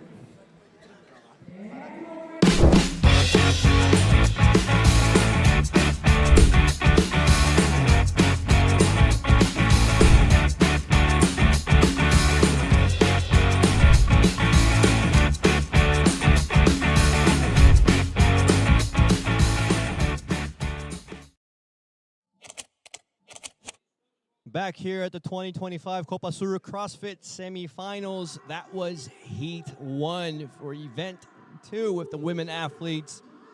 Letícia Vitor and Isadora Marques, 215 pounds on the bar, setting the highest mark for that heat. But we are getting ready to start Heat 2, and here are your lane assignments. Lane 1, you got Luisa Marques. Lane 2, Fernanda Dotto. Lane 3, Nilmari Colmenares. Lane 4, Kilia Pafian Marchant. Lane 5, Sofia Estrada. Lane 6, Aline Cabral. Lane 7, Amanda Andrade. 8, Caroline Ferreira. Lane 9, Rafaela Prado. And lane 10, Lucia Viretti. In this heat, we have Fernanda Dotto, who, according to our records, has the heaviest clean and jerk in this year's Copa Sur. Her clean and jerk is 126 kilos. And it'll be interesting to see if the heaviest women's athletes will be able to match, comparatively speaking, to the heaviest men's athlete. We had Anderon Primo take event 2 with 350 pounds on the bar. And he has a clean and jerk PR of 180 kilos, which was 395 pounds. So it'll be interesting to see what Fernanda Dotto has for us today for this complex. Once again, athletes have 15 minutes to find a max load for a barbell complex of 3 cleans, 2 front squats, and 1 jerk.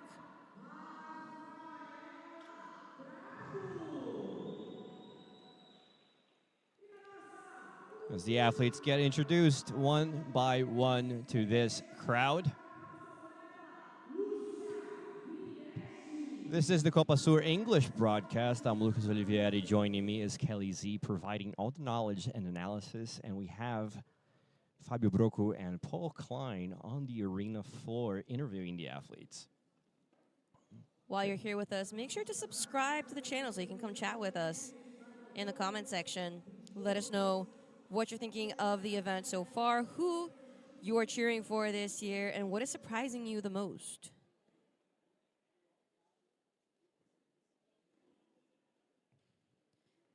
Athletes setting up their opening weight on the bar. In women's heat 1, we saw 2 athletes tie with 215 pounds for the event win.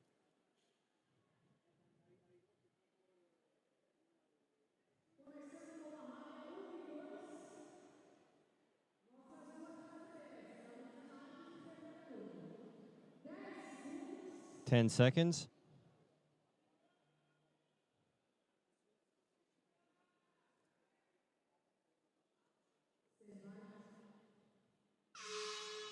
And heat 2 of 3 is on the way.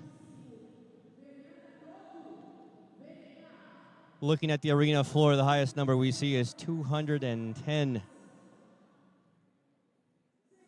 On your screen, we have 2 very similar looking athletes at the moment, both with 195 pounds on the bar. However, these are 2 different people, I promise you. We have Fernanda Dotto to the left of your screen and Luisa Marques to the right of your screen. That is impressive, actually. If it's not for the knee pads that we got there on the right side. We wouldn't be able to tell them apart. Seriously. Except for different hairstyles as well.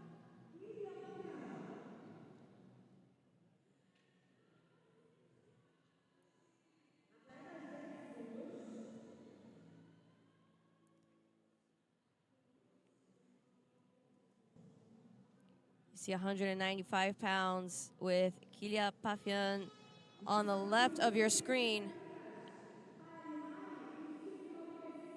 And Nilmari Colmenares on the right with 170 pounds.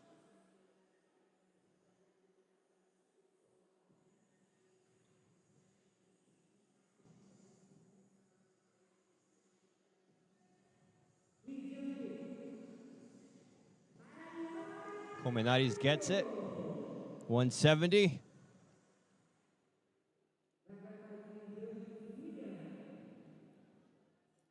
And we can see Kilia struggling a little bit on those front squats. 195 overhead and locked out.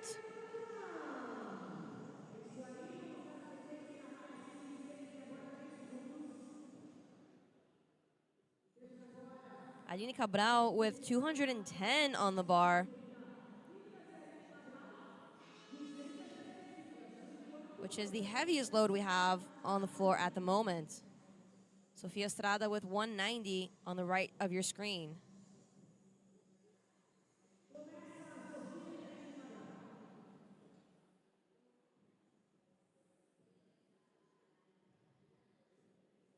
Aline Cabral power cleaning 210 with no issues. However, getting no reps on her front squat for lack of depth. Having to perform one extra rep.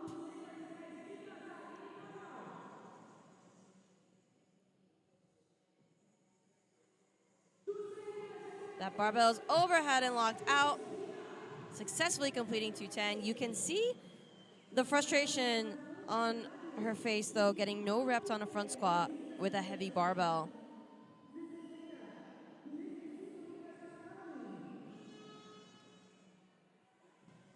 It did look like she could up that weight a little bit more, though. We do still have quite a ways to go on this event, though.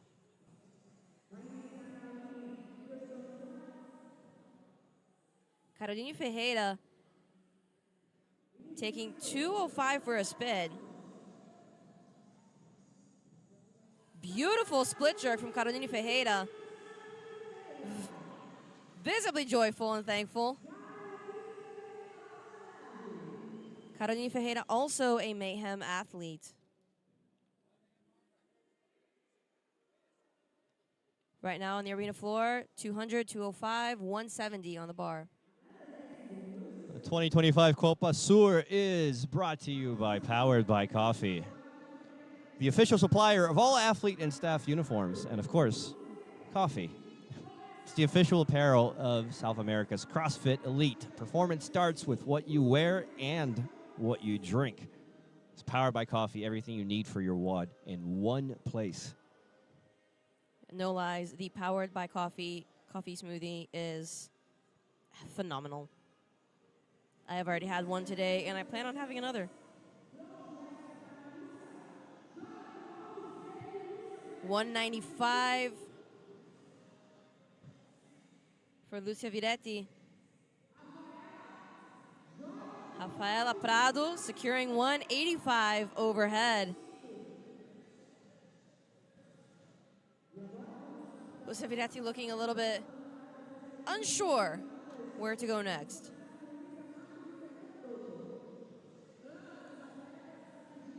We see Caroline Ferreira aiming for 215 next.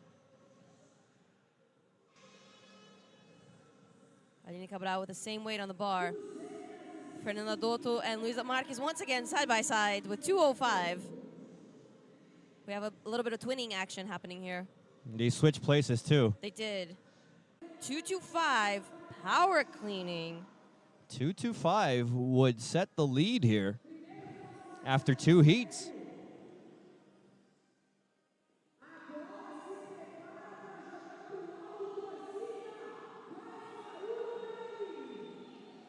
And we have the crowd coming in to support Aline Cabral for her final rep. Not quite making it for that last push jerk, split jerk. Apologies. We got Caroline Ferreira. Power cleaning 215.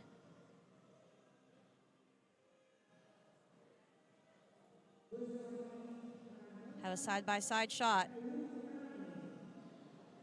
Caroline Ferreira struggling to get that last squat clean up, but she's done. One more squat and an overhead press.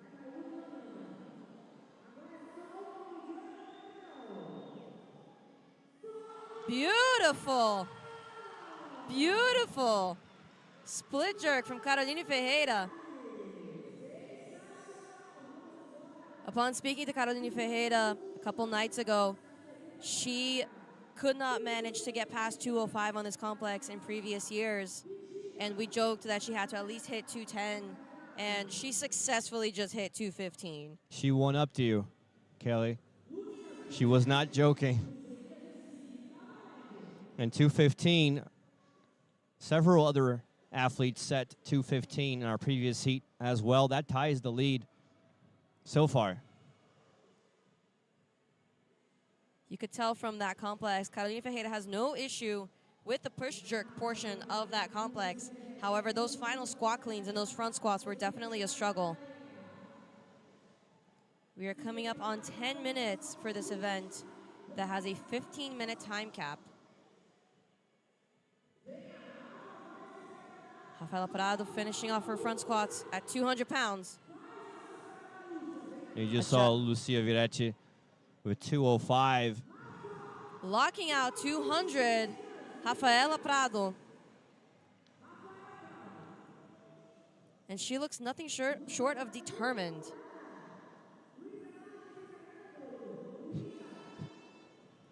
Once again. It's impressive. It's 215, both of them. They're in sync as well. They're in sync. We don't even have this. I was going to say there was no split line, no divider. This is now the highlight of this heat, is the side-by-side of Luisa Marques and Fernanda Dotto, looking eerily similar to each other.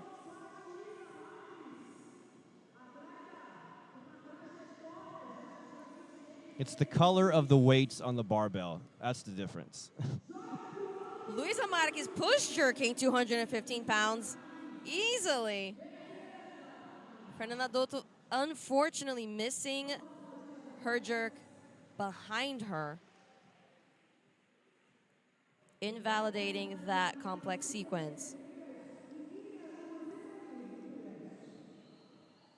Kylia Pafian getting ready for 200 pounds. Nilmari Colmenares stepping up for 185.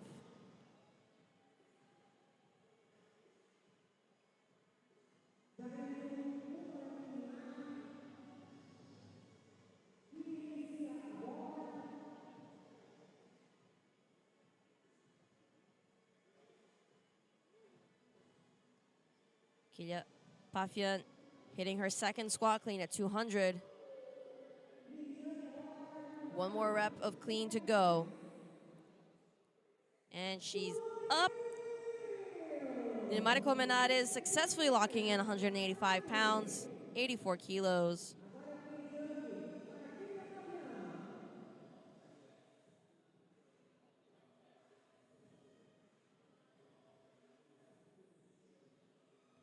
Kylia Pafian making the necessary hand adjustments for the final rep. So close. A bit more dip drive, a bit more leg drive was necessary to get that bar up, to allow her to get under that bar quick enough and lock out. Aline Cabral now with 215 on the bar. Sofia Estrada with 200 pounds. Again, we see Aline Cabral power cleaning 215.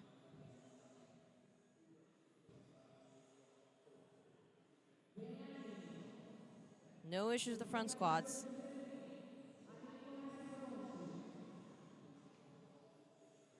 One rep left for Aline Cabral.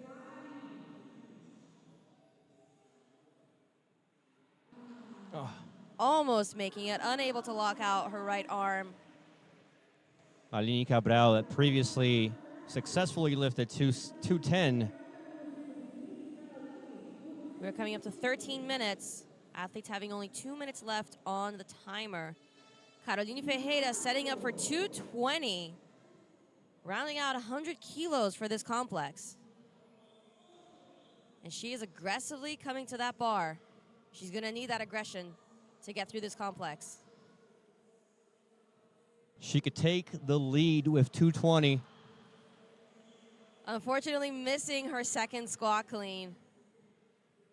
Not looking disappointed about it though. And Caroline Ferreira already has 215 successfully lifted. 215, the magic number so far. 215 has been the magic number for the women in this event. Rafaela Prado going for 210 with just over a minute left on the clock.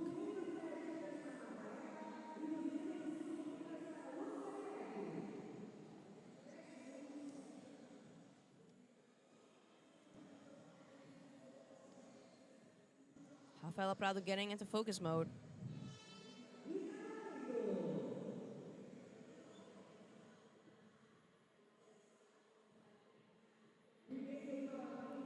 First rep done.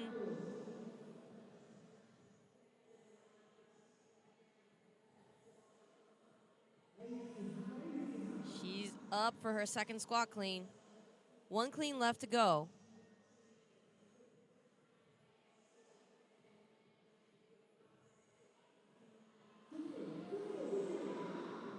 Not quite able to get up that third squat clean.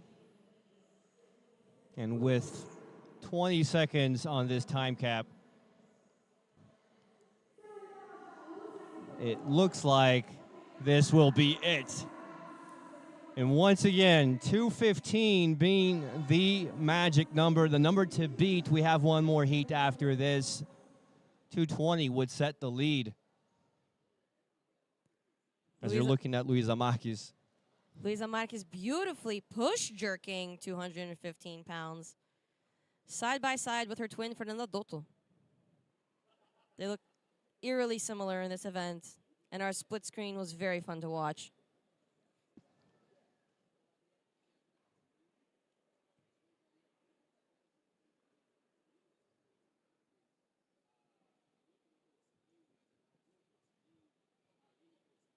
We have one more heat after this. Garantindo 215 libras, uma boa carga, excelente carga para essa competição. A gente sabe que ontem teve bastante agachamento, corrida, a perna está judiada. Como é que está a recuperação? Que a gente tem mais uma prova hoje que tem bike. Bem, agora eu vou passar ali no Anjos do Oge, né, primeiramente. E agora é alimentação, também repor a hidratação. Ontem foi uma prova que a gente suou bastante. Então, todo mundo precisou se hidratar bem depois da prova. E agora, só mais uma por hoje. Expectativa para domingão aqui no Copa Sur? Eu estou gostando bastante, gostei bastante das provas, estou bem feliz, assim. Estou feliz com a plateia, estou feliz de estar aqui com todo mundo de novo no Brasil, faz toda a diferença. Então, amanhã vai ser um último dia e vai ser épico, com certeza. É isso aí, galera. Luisa Marques aqui dando show na Arena do Copa Sur. Volta aí com você, Sérgio.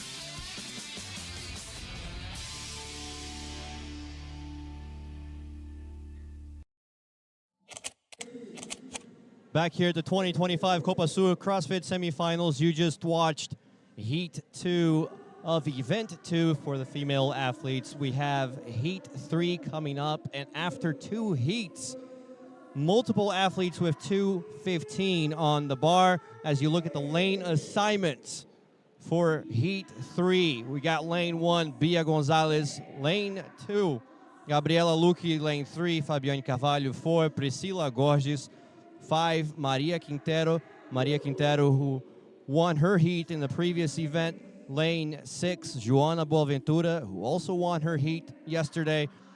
Lane 7, Patricia Gonçalves. Lane 8, Augustina Hag. Lane 9, Pamela Gifoni. And lane 10, Amber Davi.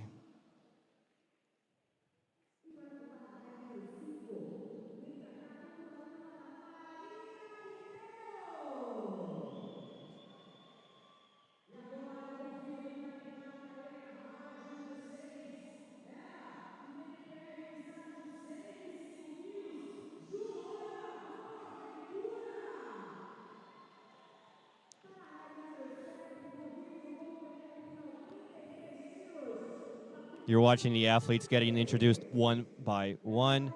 After 2 heats, 2:15, man. It's the first one that gets 2:20 will be the event leader. 5 pounds is going to make a difference right now.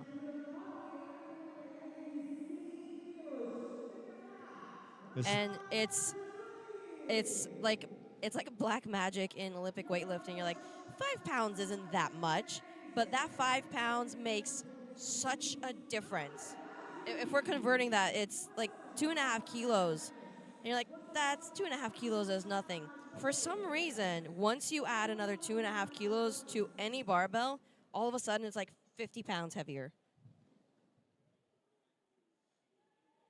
This is the last heat of event 2, the barbell complex 22. It's 3 attempts for max load of 3 cleans, then 2 front squats and 1 jerk shoulder to overhead with a time cap of 15 minutes. Now here we're already seeing something that we have not seen happen in the previous 2 heats. We see athletes taking off our 45-pound blue plates and adding the 55-pound red plates to start. On the floor right now, we have 180, 185, 195 for starting weights for these athletes in the third and final heat of event 2.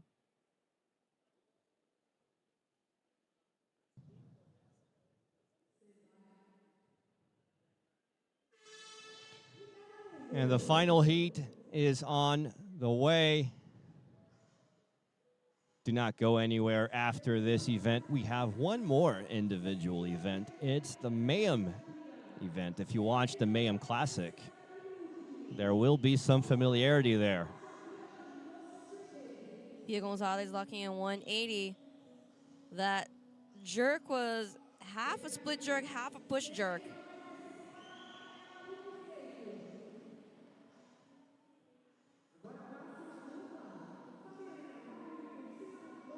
The lowest weight we see on the arena floor right now is 175 in lane 10, Amberdavi. On your screen, we have lane 3, Fabiane Carvalho, and 4, Priscila Gorges, with 185 and 195 on the bar, respectively.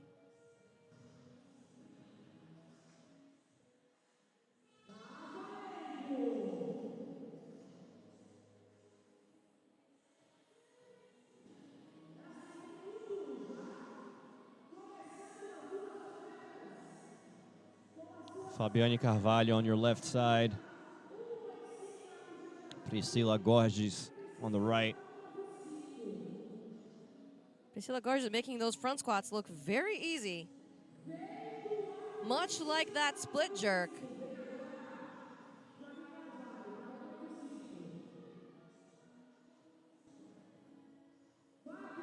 Fabiane Carvalho locking out 185.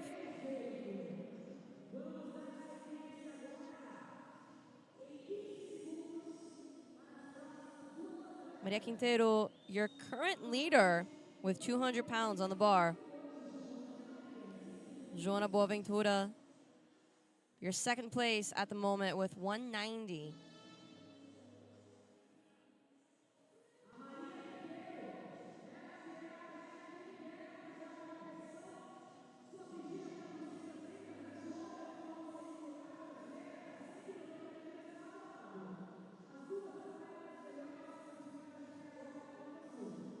Joana Boaventura power cleaning 190.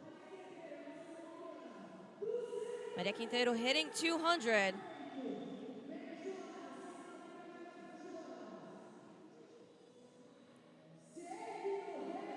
Joana Boaventura with an interesting press out there for 190 pounds. And it's very interesting to see these two athletes side by side because they're very different in size. Maria Quintero is a smaller size athlete while Joana Boaventura is much longer, which for weightlifting can be a hindrance. The further away you are from the floor, the more difficult it is. And to squat, it's also just a larger distance. But we did not see any issues with Joana Boaventura hitting 190 pounds. We have a double screen at the moment of August Haag easily hitting 215 pounds. And Patricia Gonçalves locking in 195. And August Haag to tie the lead of the event with, again, the magic number, 215. Let's see if she goes up to 220. And August Haag was opening with 215.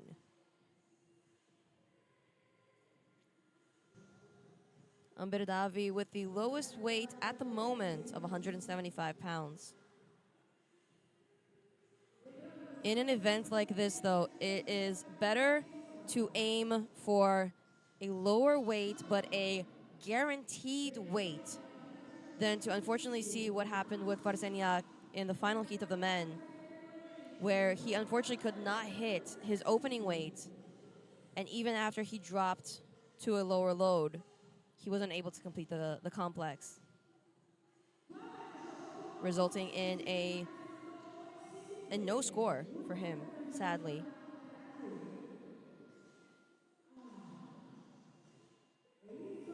Amber Davi clearly frustrated. She could not hit that split jerk.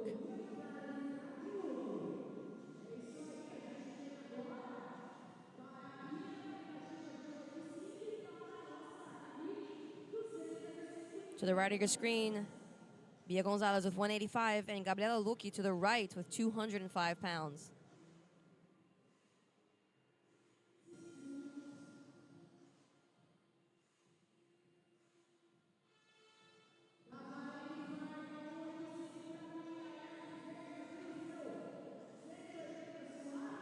Bia Gonzalez essentially barbell cycling 185 pounds for power cleans.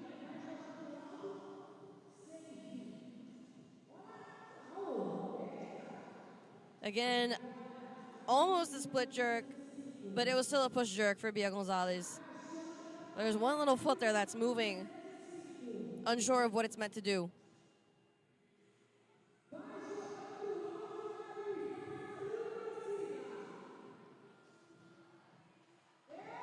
Gabriela Lucchi pressing out that jerk. A bit more dip drive on that to allow her to get under that bar would have been much easier. But she was strong enough to press out that movement.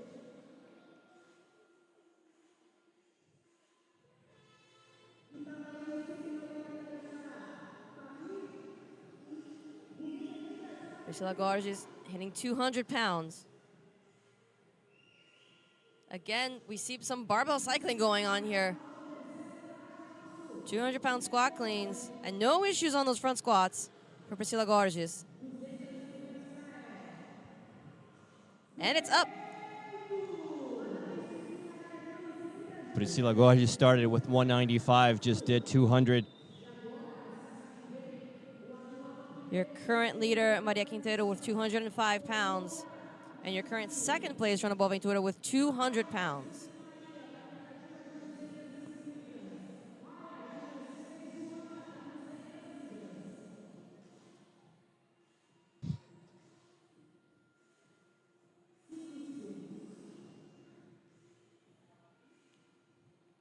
You can see Maria Quintero focusing.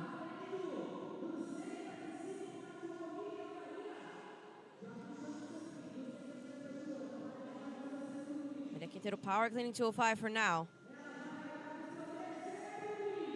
One final squat clean.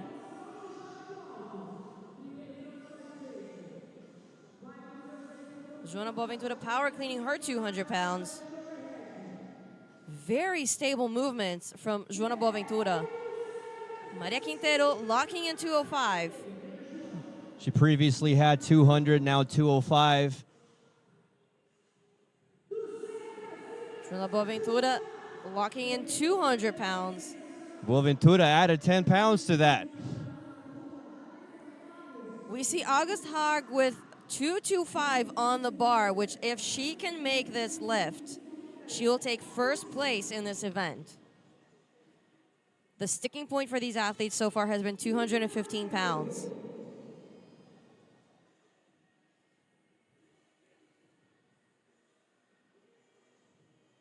No issues so far. Easily handling that 225.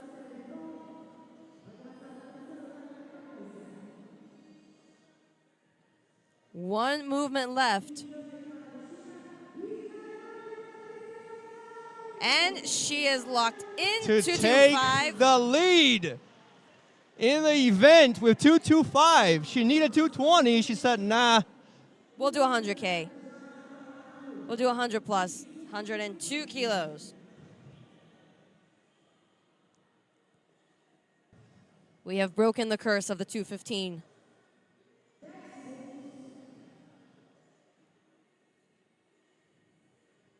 We have Pamela Gifoni to the left of your screen with 195 and Umber Davi with 165 pounds on the bar. Unfortunately, Umber Davi could not hit the jerk portion of 175 previously, bringing that weight down to guarantee a set.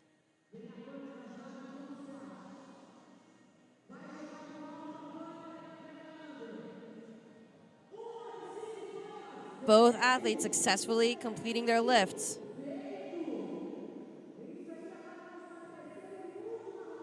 We are coming up to the 10-minute mark for the final heat of Event 2 for this weekend's female elite athletes.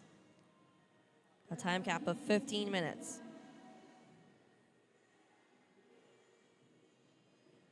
And it looks like August Hug might attempt 230.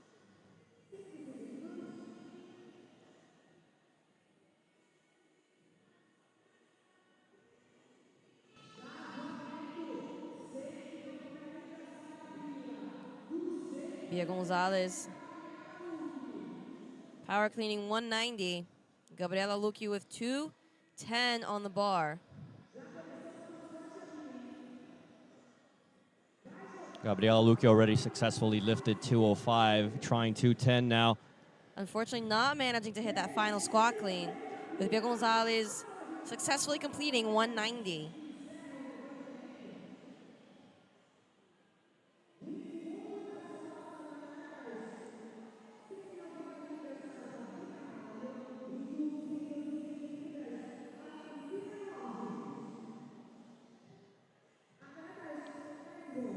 Once again, this is the last heat of this event, but we will have Event 3 coming up, the MAYHEM Classic event.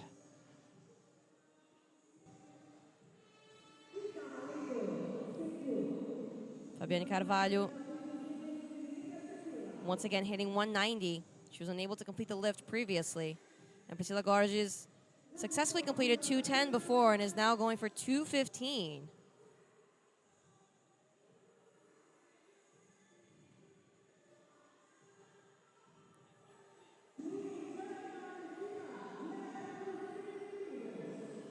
Fabiane Carvalho hitting those front squats.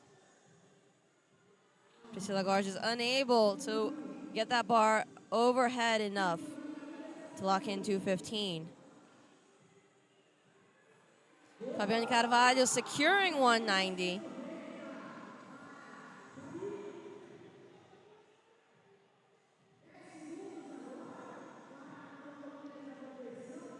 We're coming up to your current leaders, first and second place, Maria Quintero and Joana Boaventura, both with 210 on the bar. Again, this is a very interesting side-by-side to see because we have two very different size athletes hitting the exact same weight. Maria Quintero struggling to get that lat squat clean up.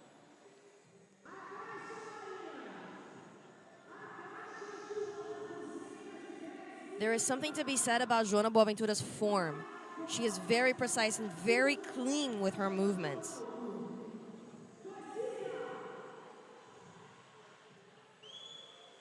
Maria Quintero unable to hit her jerk. Joana Boaventura, same. Maria Quintero had previously lifted 205 and Joana Boaventura 200. Neither one of them looked disappointed, though. We now see August Haag with 230 on the bar. She is your current event leader, having successfully lifted 225 and making 230 look easy.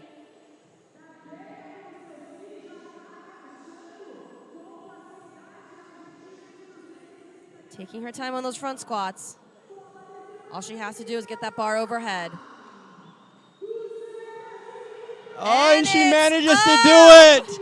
And she's fired up. And the arena is right behind her. It's the August Haag world, and we're just living in it, people. She made 230 pounds look easy on those cleans. Barbell cycling that. 215 was the magic number for everyone else, just not for her.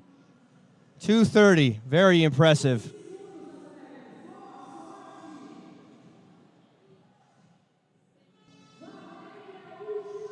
We see Pamela Gifonyi with 205 and Amber Davi with 185. Amber Davi taking a 20-pound leap from her previous attempt, where she secured 165. Her opening number was 175, where she could not hit the overhead, and she drops the barbell on the final clean. 30 seconds left on the clock to wrap up the final heat of Event 2 for the women and the final heat for Event 2 overall.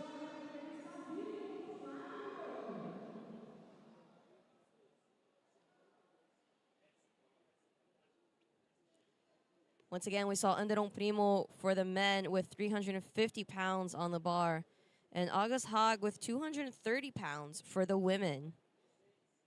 This was an impressive show of strength from all of these athletes. Absolutely, absolutely. But to steal the show at the end, 230, wow. We had multiple women athletes with 215. 215 became the magic number, the number to beat. She beat it with 225 and then set 230. Not satisfied. Let's go to the floor. Agus Haag, estamos acá. Es increíble, un trabajo increíble. El año pasado, por primera vez está en el individual, ha trabajado mucho en equipos. ¿Qué cambiaste en tus entrenamientos para estar acá hoy sola? Estar muy presente en mi ritmo, en mi propia performance, que en equipo por ahí es la performance grupal.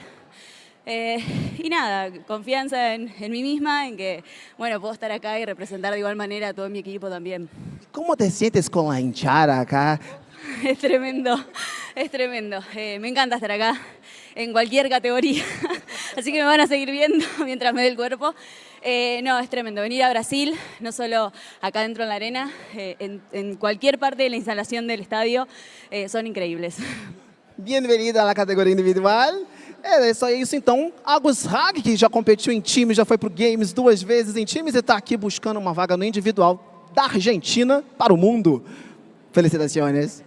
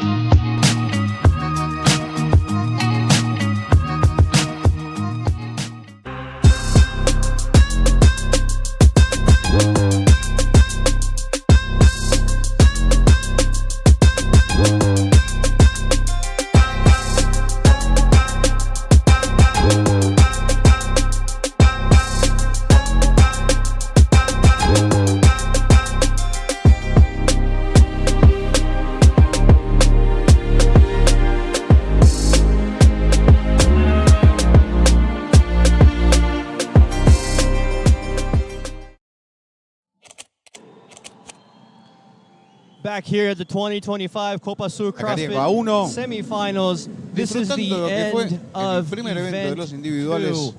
This is the English broadcast. I'm Lucas Olivieri, joined by Kelly Z, providing the knowledge, Fabio Brocco and Paul Klein interviewing the athletes. And after event 2 was very competitive, but we had two standouts. Kelly. We had a few standouts, actually, but our two focal points for this event, too, were Underdome Primo with the men at 350 pounds on the bar, and then for the women, August Haag with 230 pounds. And we had a sticking point there with the women, which seemed to be the magic 215. August Haag came along, hit 220, and she was like, nah, let's go a little heavier. And Underdome Primo, as per usual, a crowd favorite. Not his first time here at Copa Sur, neither August Haag. August Haag has probably previously been on team at the CrossFit Games, and this is her individual year. And both Pessoal, eu tô aqui onde tudo acontece. Tudo que vocês estão vendo aí em casa passa por aqui para ir até a sua televisão, nosso canal no YouTube. Então a gente está aqui exatamente nos bastidores do broadcast do Copa Sur 2025. A gente tem aqui atrás a Creativo VIP, a galera da Creativo VIP fazendo todo o trabalho que leva para vocês. À nossa esquerda a gente tem o pessoal das 3 línguas de transmissão, inglês, português e espanhol. E à minha direita a gente tem todo um equiparato, todo um momento de CopaCast. Tudo isso você pode ver aqui no nosso canal e acompanhe um pouquinho das imagens de tudo que acontece aqui.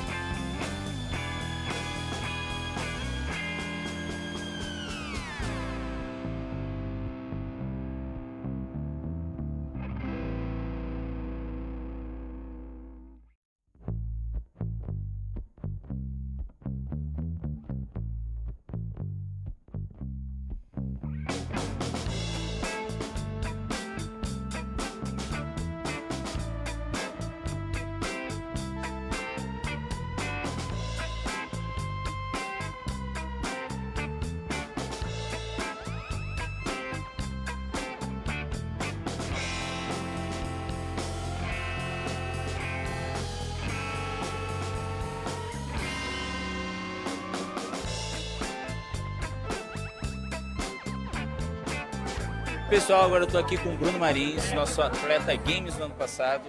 Esse ano acabou tendo que deixar a competição, né, por conta de uma lesão. Bruno, como é que tá a cabeça em cima disso tudo? Cara, pessoal, não vou mentir pra vocês, não tem por que romantizar nada, tô muito triste. Me machuquei dia 20 do mês passado, exatamente 29 dias atrás. E eu já sabia já da extensão da minha lesão, uma extensão de grau 2, então assim, o médico falou assim, cara, 1 mês pra voltar. Eu já sabia que talvez eu não conseguisse competir, mas ainda assim eu treinei com uma perna e 2 braços, o tempo inteiro. Fiz o que foi possível fazer nesse tempo. Não consegui correr, não consegui pegar peso, enfim, várias outras coisas. Foi tudo bem adaptado, tanto que eu cheguei aqui meio que sem saber as provas direito, porque eu tive que adaptar tudo. Então foi bem desafiador e está sendo bem ruim no momento para mim, para falar a verdade. Agora, Bruno, o seu parar de competir hoje, esse ano, você tem um foco em melhorar primeiro para não forçar essa perna? Como é que foi a decisão de não tem como, tem que parar hoje? Eu já entrei na arena lesionado, né? Minha posterior não estava 100%, eu estava com muita sensibilidade no músculo ainda, minha passada longa estava doendo, então eu sabia que eu teria que ser cauteloso na corrida, era a minha prova mais desafiadora. Então assim, o que eu vou fazer agora pro resto da season? Eu vou focar assim na minha recuperação, pelo menos agora nas próximas 2 semanas, que eu senti de novo, mas não foi tão grave, eu tô conseguindo andar já. Quando eu machuquei eu não consegui andar, 1 semana sem andar praticamente. E sim, eu vou focar na minha recuperação por enquanto, mas já vou começar a treinar para a África do Sul, que vocês não sabem muito ainda. Mas talvez eu compita mês que vem, valendo vaga no Games. Mas eu só vou se eu me sentir competitivo. Se em 2 semanas eu estiver bem e eu conseguir treinar, aí eu vou sim analisar a possibilidade de ir competir lá e talvez pegar uma vaga para o Games pela primeira vez fora do Brasil. Ou seja, temos um plano B, ainda não é 100% que não temos Bruno Marins no Games, é isso? Não é 100% ainda, só vai ser 100%. Eu vou avisar para vocês, pode ter certeza, mas ainda não é 100% que eu estou fora. Agora, Bruno, vou te falar, eu acho que em nome de todos os brasileiros que são seus fãs, a gente entende demais o fato de você parar e pensar na sua recuperação. Todos estão torcendo por você. E obviamente que a sua tristeza é a tristeza de todos os brasileiros que gostam do Bruno Marins, que veem o Bruno Marins competindo. E você pode ter certeza que está todo mundo te apoiando, seja para voltar para a África para tentar mais uma vaga ou para o ano que vem para o CrossFit Games. Então, queria deixar essa mensagem aqui que eu tenho certeza que as minhas falas são de todos os brasileiros. Obrigado, monstro. Obrigado para todo mundo que me acompanha e me mandou uma mensagem de carinho. Foram muitas mensagens. Eu acho que eu respondi todo mundo. E é isso, muito obrigado, pessoal. Agora esperem um Bruno melhor, porque eu tô longe de querer parar. Valeu. E nem pode parar, né?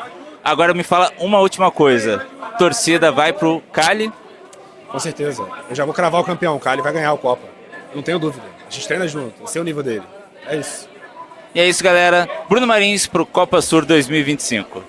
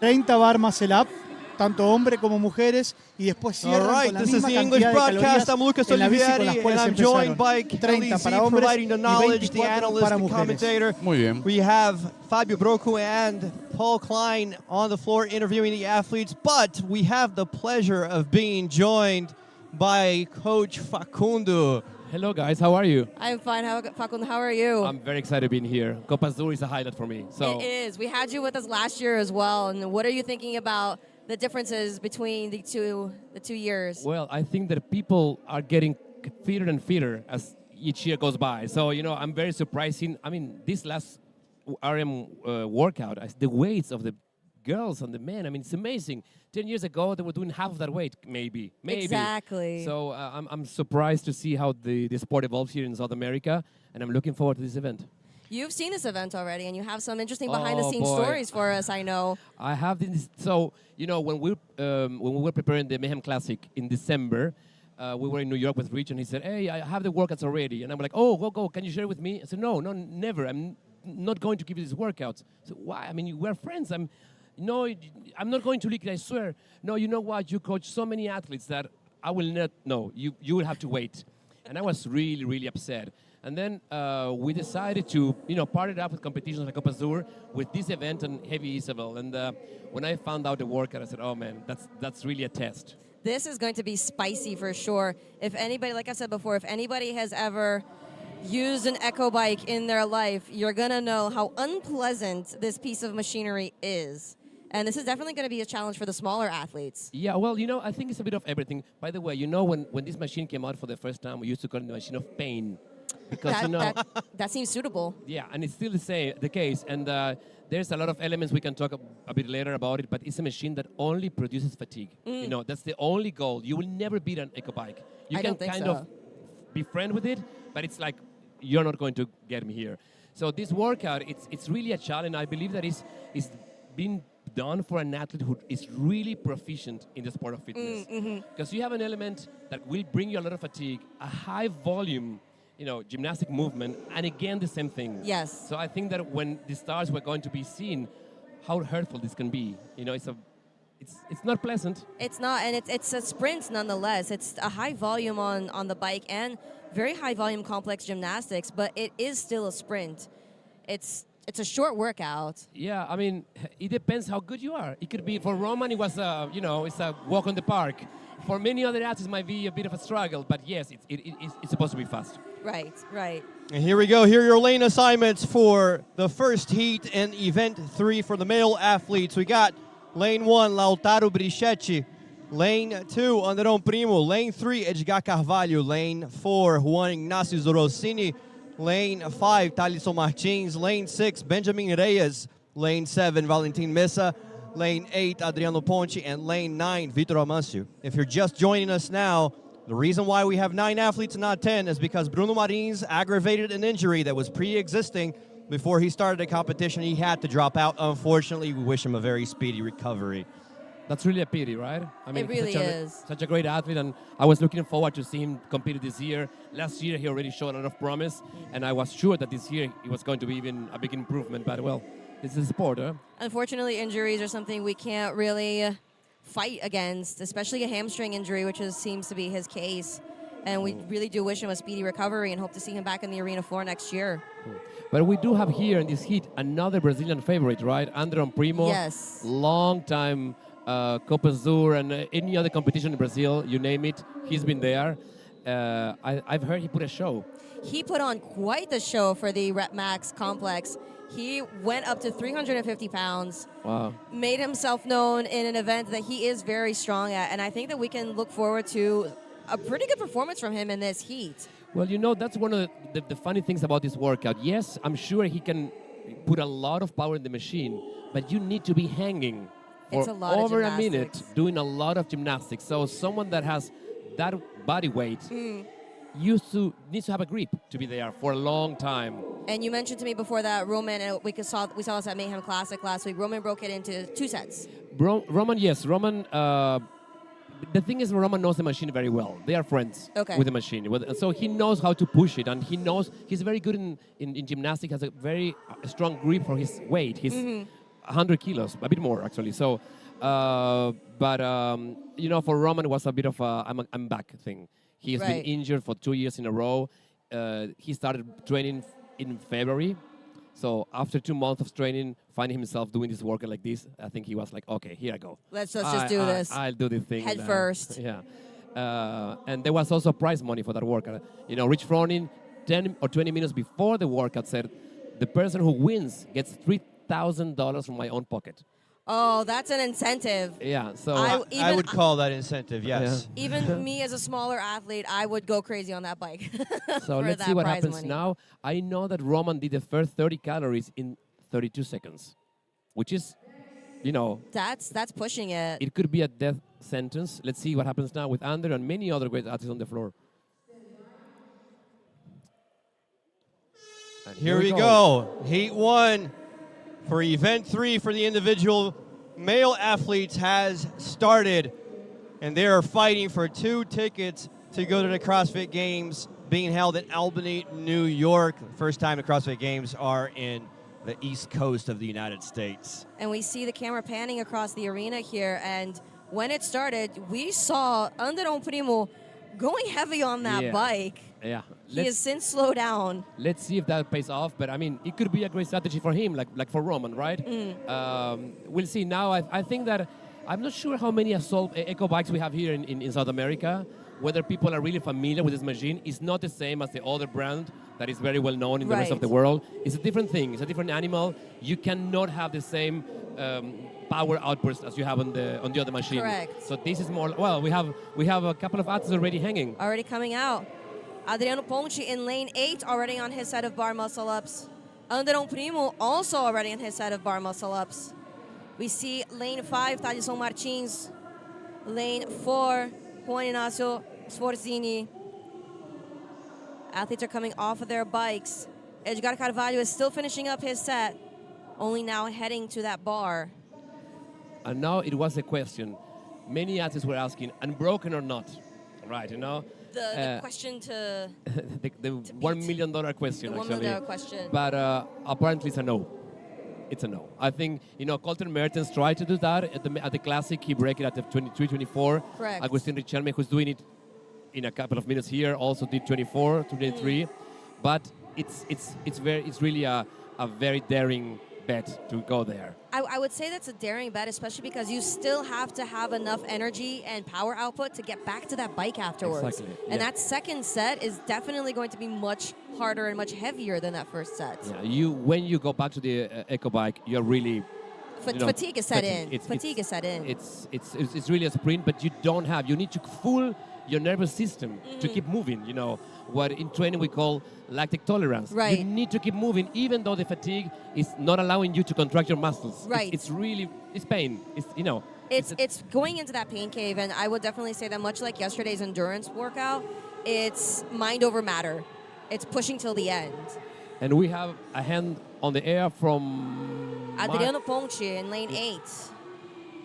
Thaleson Martins is already back on that bike, and we are at 2 minutes 30. Wow, that's very impressive. Again, the time cap here is 9 minutes. We have Anderon Primo back in the bike too. Sforzini coming in. The 2025 Copa Sur is brought to you by Stahlhart, the official Rogue Eco Bike distributor in Brazil. Ride like a Rogue. It's available now at Copa Sur. Scan the QR code to check exclusive deals. And now we see this frantic movement when you're trying to dominate this machine, right? Eyes closed, pain cave. And that last run to the ending match is going to be very fun to see, maybe, because you can't. It's always fun to watch a sprint workout like this because there's not much you can do, but you want to see athletes push till the end. Have you tried this, Kelly, already? The eco bike? The whole workout? Not yet. I need to find an eco bike to do it. Today. We got hands up.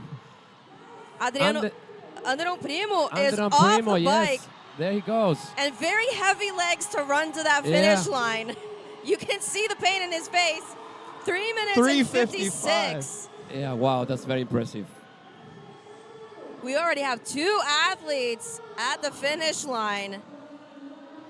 Large steps there running from lane 4. Juan Ignacio Sforzini. Adriano Ponti taking little steps. I wish that the camera will show the state in which these athletes are on the ending line. It would be interesting to have a close-up right now. Well, I was in the classic, we were very close, and it was really, it was fun to see, but you can have some empathy to the pain that they're going through. So it's really a scene. I would say the empathy is high, but the desire to do it after watching them is very, very low. Completely. If I will be here, Here we go. We got a sprint to the finish. The legs are trembling. And Valentin Mesa. And Benjamin Reyes. We do have a couple or 3 athletes here on the floor. Edgar Carvalho also, judge hand in the air. That sprint to the finish line, I think, is probably the worst part of this workout. For sure. I still have to do this? I think that's what they're thinking.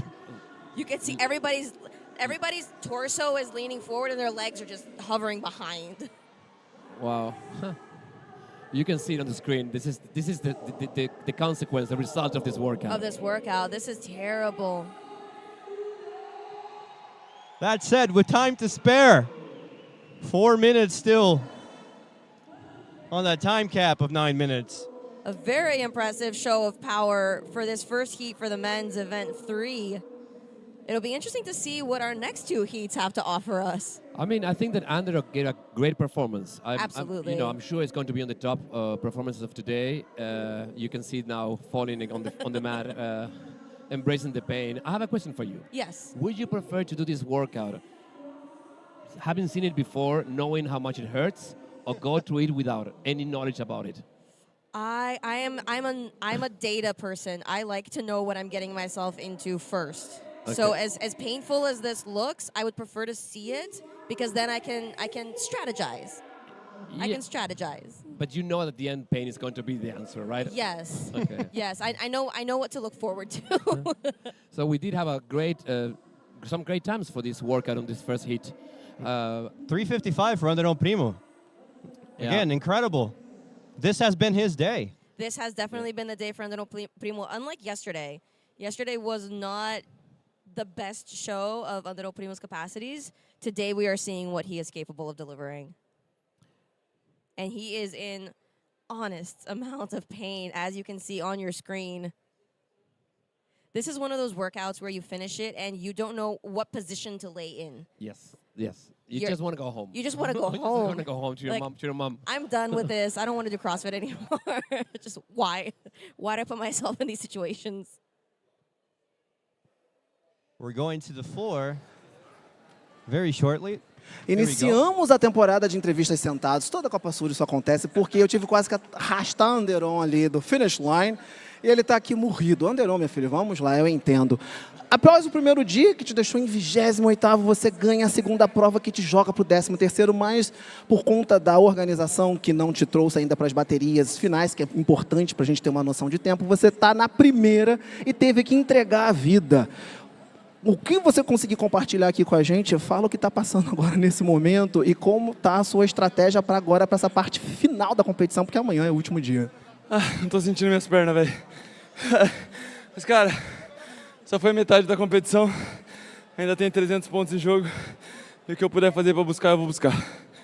Anderon Primo para vocês. Eu vou deixá-lo descansar. Vamos continuar para a próxima bateria aí do individual masculino.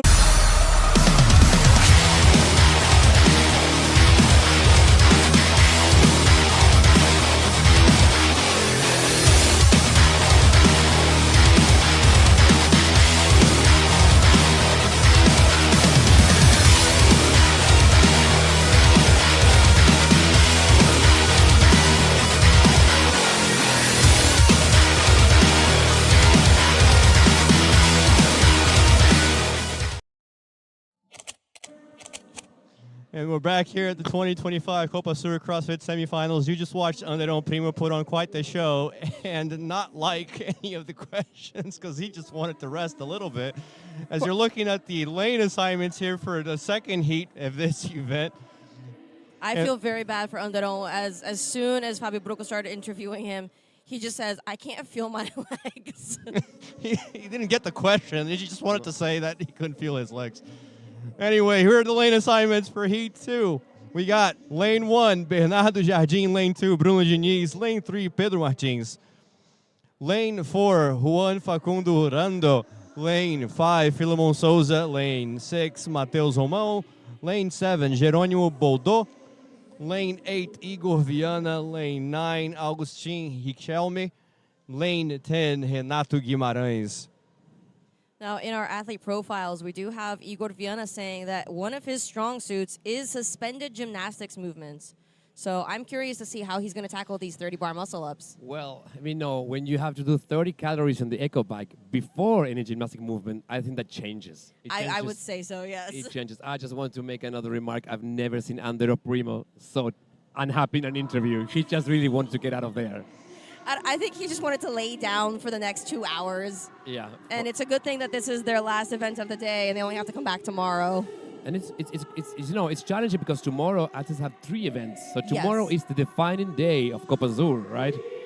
And tomorrow they also have very short sprint-like workouts, including a final that involves weighted pistol squats. Yeah. Alternating like single leg squats. I mean, Copa Sur is very well known for these challenges at the end of the competition. And correct. I love tomorrow's last workout. I mean, I'm sure it's going to shake the leaderboard because Definitely. you know it's something quite extraordinary. But now I want to see what happens now. I mean, this is the second heat of this workout, and they have also quite remarkable names of the South American CrossFit, right? Including August Richelme. Richelme, Pedro Maris too, you know. And Agustin, actually, he was participating 2 weeks ago in the Mayhem Classic. He did his workout at Mayhem. So he maybe has a little bit of an advantage understanding, you know, how to tackle it and how much it hurts. Yes. And I commend him because tackling this workout twice, knowing how much it hurts. In 2 weeks. In 2 weeks' time, you know. That's a lot of brain power, I would say. It's not even leg power, but it's just being able to have a short-term memory for the pain. But you know CrossFitters, they are strange people, right? We are. We like the pain. I said they. You realize that I'm too old for this now.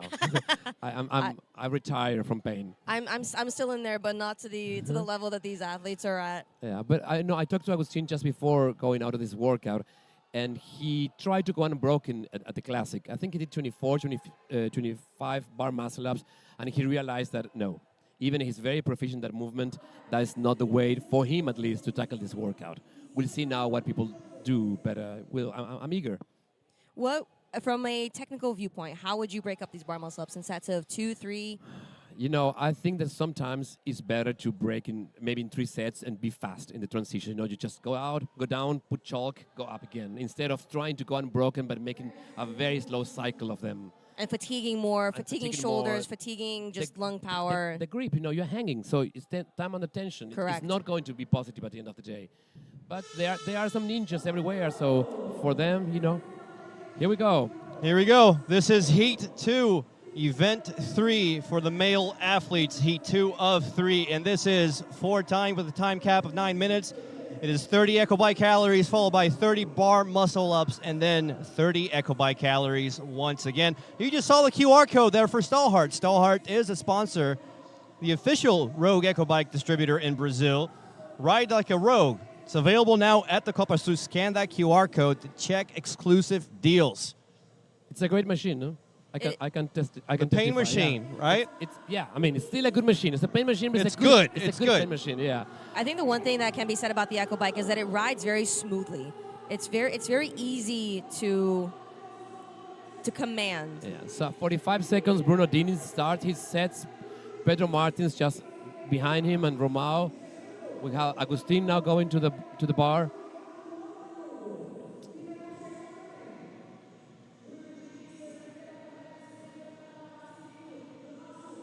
And they are going for a ride now.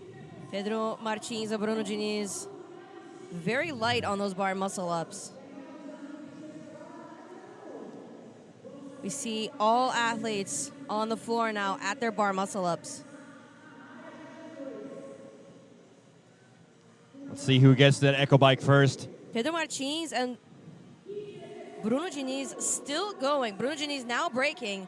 Pedro Martins still going on those bar muscle-ups. He has not broken yet, and he was the first to the bar. We'll see what happens now. I think it might be on the 20s already. Will we see him go unbroken? That is the question. Mateus Romão coming down. Pedro Martins still going. No judges still with the hands up, so wondering. And there he broke it. I mean, there we go. We got the first hand up. August Richelme. Yep. Hand in the air. And we see Pedro Martins taking quite a long break. Pedro Martins also judges hand in the air. And Augustine, the first to go back to that echo bike. Strategy paying off. Yeah. As I said before, I mean, well, his face shows already that I was going to say, he's already showing this. he's not having a great time. No. And now we have Mateus Romão also on the echo bike.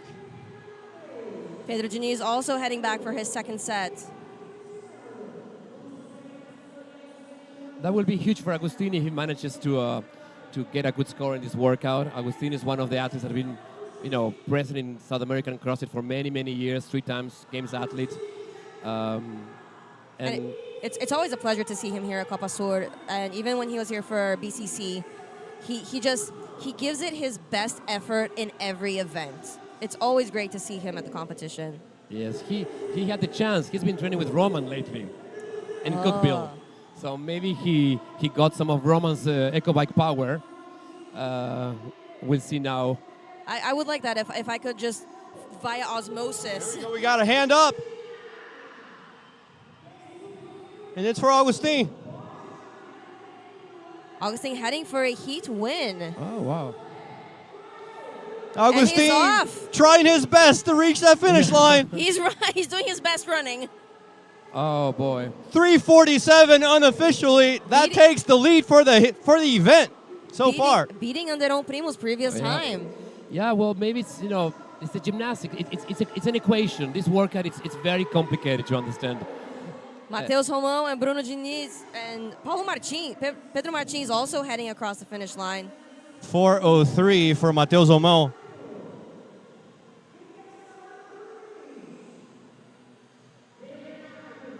And Augustine Richelme actually walking around. Just now he sat. Yeah, well, maybe, having done this workout 3 times in 3 weeks because he did it in training, then he did it in the Mayhem Classic. And he's now in Copa Sur, he got used to it maybe. Goodness gracious, it's easy for him now. Well, easy, understand. But yes, I mean, he gave a great performance. I'm very proud of him. I have been working with him for many years now. He's a great athlete and an even better person. I feel very proud that he managed to put this out like this. Like I said, it's always amazing to see Augustine on the competition floor because he puts so much dedication into each workout. It's always so amazing to watch him. Igor Viana, the athlete on the echo bike. So Kelly, when that finishes, we go, you and me, for this workout? If it's a face-to-face, I will take you up on that, Facundo. No, half and half. 15-15. Oh, even better, Even yes. better. 100%, I will. Yes. The best part of that invitation is that you did not include me. No, you're going to do it all. Yeah, you're going to do it solo. Absolutely not. You're doing it solo. And the legs are dragging, but they're heading to the finish line. 5:35 unofficially for Igor Viana. Once again, with time to spare on this time cap of 9 minutes. But it was the Augustine show. Yeah, so it seems. He took the time away from Anderon Primo for the second heat. We've got one more heat to go for the men. And, Agustin is not a very heavy athlete. Huh? On the other side, he's rather on the light. Comparatively speaking to the other athletes on the floor, we see Mateus Romão, even Anderon Primo, they're much larger, much bigger built athletes. Augustine is much lighter comparatively speaking, but still incredible performance from him. Yeah, Agustin is a person that when he gets his hands around a workout, he can perform really very, very well. And as we said before, he had the little advantage of having done this before with Roman Correct. with Roman. And he came with a little bit of an advantage here, which, it pays off. Which draws me back to that question you asked me earlier. Like, would you do it after seeing the event or without knowing? And that's why I want to know.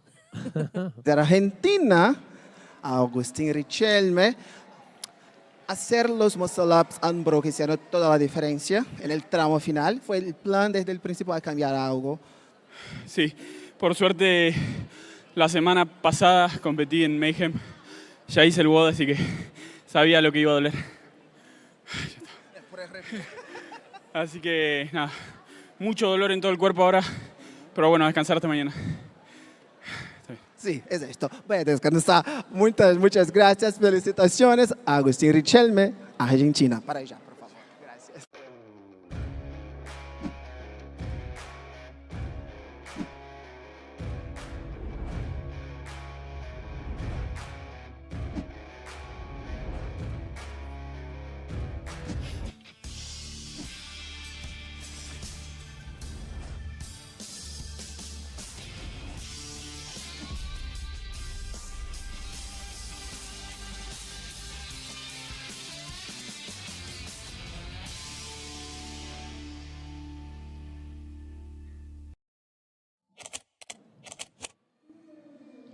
Back here at the 2025 CrossFit Copa Sur semifinals, you just saw Hustle Up app.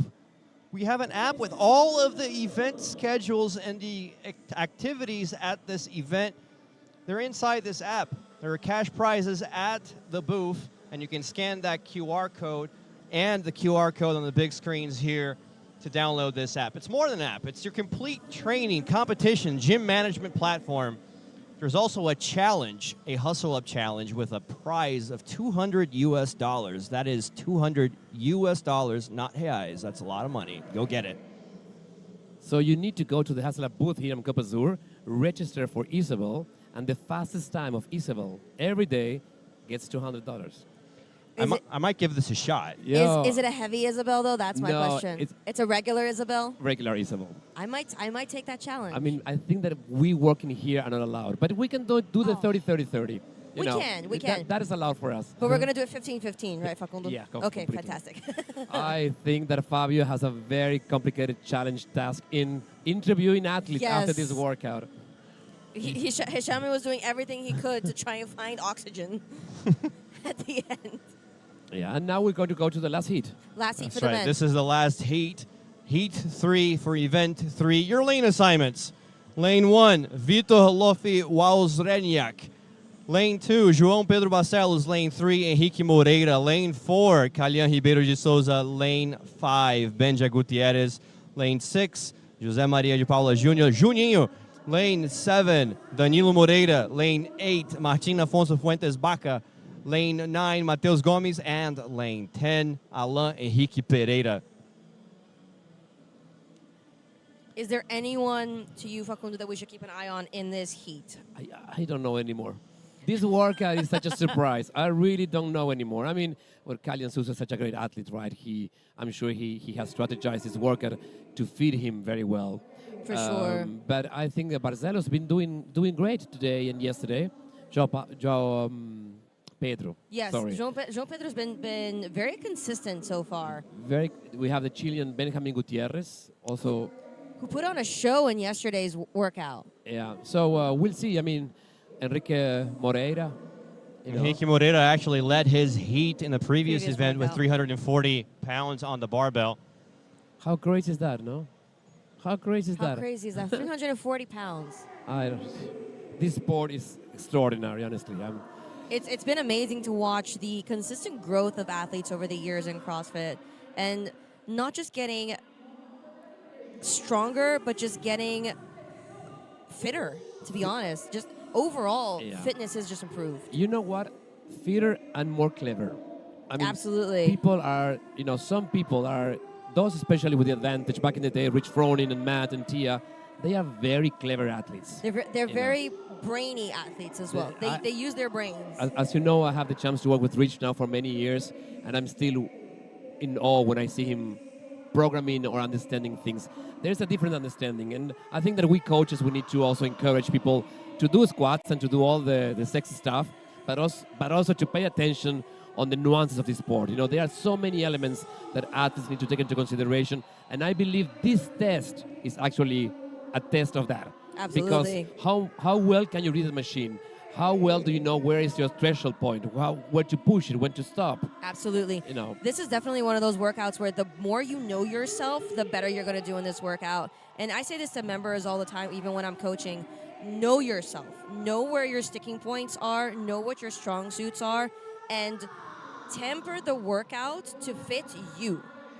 Depending on what the workout is, know where to push and know where to hold back so that you can give it your best effort, regardless if the elements are good or bad for you. If you know yourself in the workout, you can make the workout work for you. That's true. And I was in Korea. I saw you. Yes. I saw you last year doing that. Exactly. So how different is the Korean community in relation to the Brazilian community? I think the Korean community for CrossFit it's very technical from the classes that I was around and the coaches I was around. They're very technical. They're very specific when warming up. They're very specific when coaching the technical aspects of the workout. And they're very critical when working through the conditioning portion as well. But it's such a great energy. I know. It's such a great energy. It's everybody supporting each other and fighting, and it's just great. Yeah, I love that community. But in the world, CrossFit has such a great community. Overall. Different. All of them amazing. 10 seconds.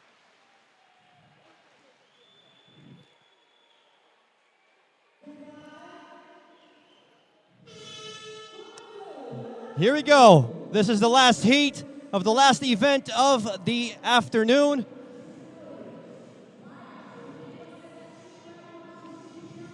We just heard that there are 10,000 of you watching us on YouTube across our streams. Thank you very much for taking the time off your day to follow us in our broadcast.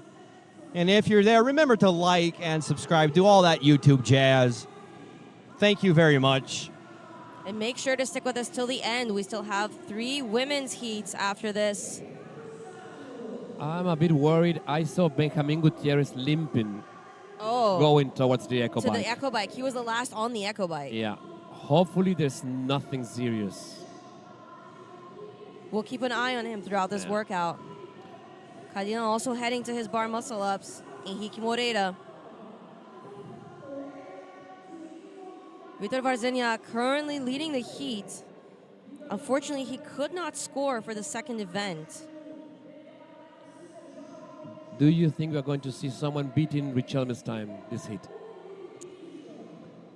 As of this moment, I'm unsure. I'm surprised because I thought Agustin was going to go not unbroken, but actually he went unbroken. The 2025 Copa Sur semifinal is brought to you by Skyhill, the grips and accessories trusted by athletes on the floor, the grips that rule the arena. They have an exclusive Copa Sur 2025 collection, including a new grip, the Inspiration 2.5, extremely sticky, awesome grip.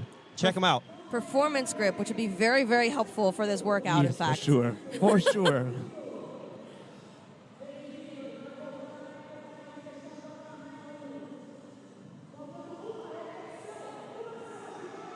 Oh, wow. Varzeniak already heading back to his bike. We are at the 2:12 mark.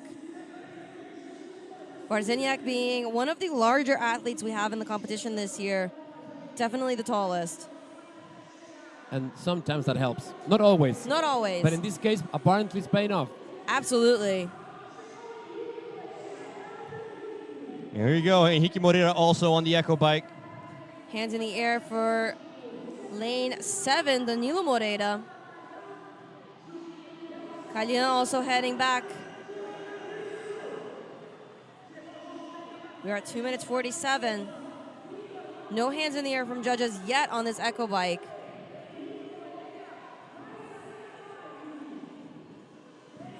Hand up for Vitor. Benjo Gutierrez is also back. Only one hand in the air for the moment. And he is off. And Vitor is off to the races, limping a little bit, but managing to get there. He's dragging his feet, and we have 3:17. an event win for Vitor Varzeniak. Wow, talk about dominant performance. Yeah, a revenge from today's lift. Absolutely, absolutely. I believe he went into this event saying redemption. Yeah, completely. And he did it. He did it. He 100% did it. Henrique Moreira going for the trot to the finish line. 3:43 unofficially for Henrique Moreira. Kalyan close behind him. 3:48 for Kalyan. Henrique Moreira panting. We see Juninho calling for the crowd, rolling graciously onto the finish line. He was happy. He was very happy. He was happy. That was over. I think everybody's happy when this is over. And that is lane 9, Mateus Gomes, crossing at 4:12. I don't think any of these athletes want the camera on them at this moment. Oh, and that was a spectacle finish line cross from lane 10 from Alain. We see Benja Gutierrez saying thank you or goodbye to the crowd, shaking his hand. I'm not sure whether he's in good shape to continue. I mean, I don't know. He's not running, and we did see him limping before. Yeah. If that's the case, that would be very, very sad to see, since he is dominating the event. Yeah. And he looks disappointed. You know, this sport can be very hard sometimes. Injuries for athletes, it's really a challenge, not just for the injury, mentally. Absolutely. I think mentally it's even more challenging than it is physically, especially when you're at a high level of this sport, because you want to give it your best shot. And when you're prevented from doing so because of an injury, it's very hard to wrap your head around that. Yeah. And it takes 1 weekend, you know, all the effort of 1 year. Takes 1 weekend. 1 weekend. So it's really... And if that's the case, that we see Benja Gutierrez withdraw from the competition, that will be our second athlete this weekend from the men. We did have a lot of athletes withdrawn from the Classic in the last weeks. You know, we have Emma Lawson, That's Darlene true. Pepper. We have quite a bunch, actually, for different reasons, but yeah. And in the long term, it's better to withdraw and prevent any further injury from happening, because injuries can take so long to recover. And even fully recovered, sometimes you don't get back full mobility, depending on what the injury is, or full strength, and it can just take a while. And we're going to the floor. We'll see how this interview goes.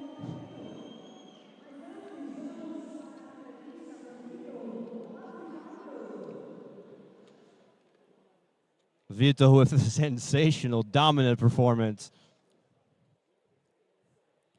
I would imagine he's very pleased after event 2. Mais uma entrevista sentada. Eu vou entregar aqui um resultado que talvez ele não saiba, nem a galera aqui. Você bateu o melhor tempo que tivemos lá na MAYHEM de Kranikov. Por 1 segundo, 3 minutos e 17. O do Kranikov foi 3 minutos e 18. Uma prova dura, tanto que você não está conseguindo nem andar aqui. Infelizmente, na prova anterior não teve um resultado como esperado, mas aqui garantir uma pontuação alta vai ser importante para o fôlego do restante da competição. Mudou alguma coisa na estratégia devido à prova anterior, ou o que você fez aqui era o planejado desde sempre? Eu já tinha planejado em casa, eu vi que dava para bater o tempo recorde da prova, só fui para cima nessa prova. E você é um atleta novo, já você fez aniversário ontem, né? 20 anos. O que representa para você estar aqui na Copa Sur, tendo um resultado excelente diante de uma plateia tão incrível como essa? Para mim representa muito, eu venho batalhando para chegar aqui há 9 anos e quero tentar evoluir e melhorar ano após ano. É isso aí, seja bem-vindo à Copa Sur. Vamos então para mais agora a bateria do feminino.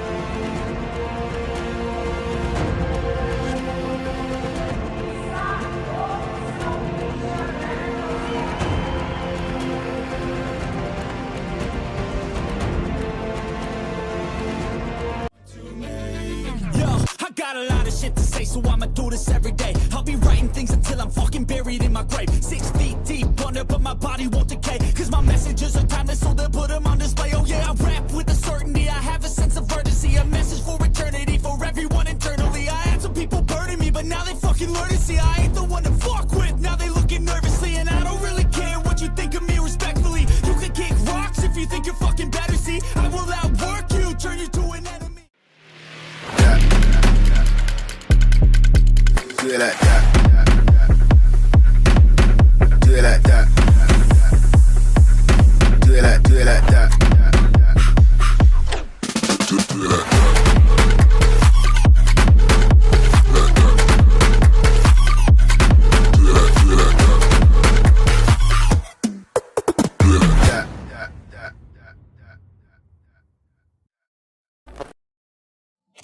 Back here at the 2025 Copa Sur CrossFit semifinals from Arena Carioca 1 in Rio de Janeiro, the Olympic Park. You just watched event 3 with male athletes, and Vitor Wałęsniak put on quite the show. And we are about ready to welcome the female athletes that are currently being led by Isadora Marques, followed by Amanda Andrade and Letícia Victor. Again, event 3 is the MAYHEM event with a time cap of 9 minutes, 24 EcoBike calories, 30 bar muscle ups, and then followed by, again, 24 EcoBike calories.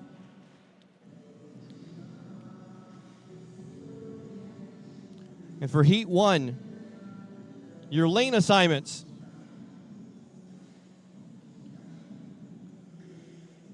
Leaderboards apparently were incorrect, but they have just been updated, and Augustina Haag is actually leading, followed by Patricia Gonçalves and Maria Quintero. Let's go over your lane assignments.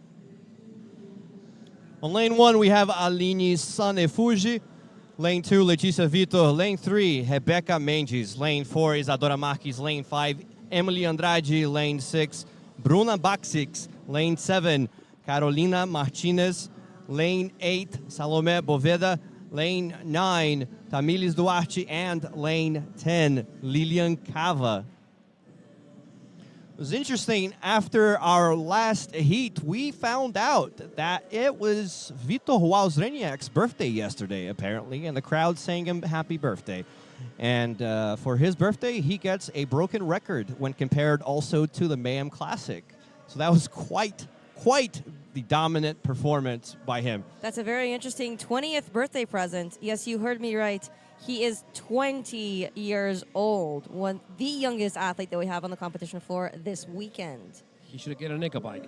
I think that would be a great birthday present. Yeah. Absolutely. Yeah.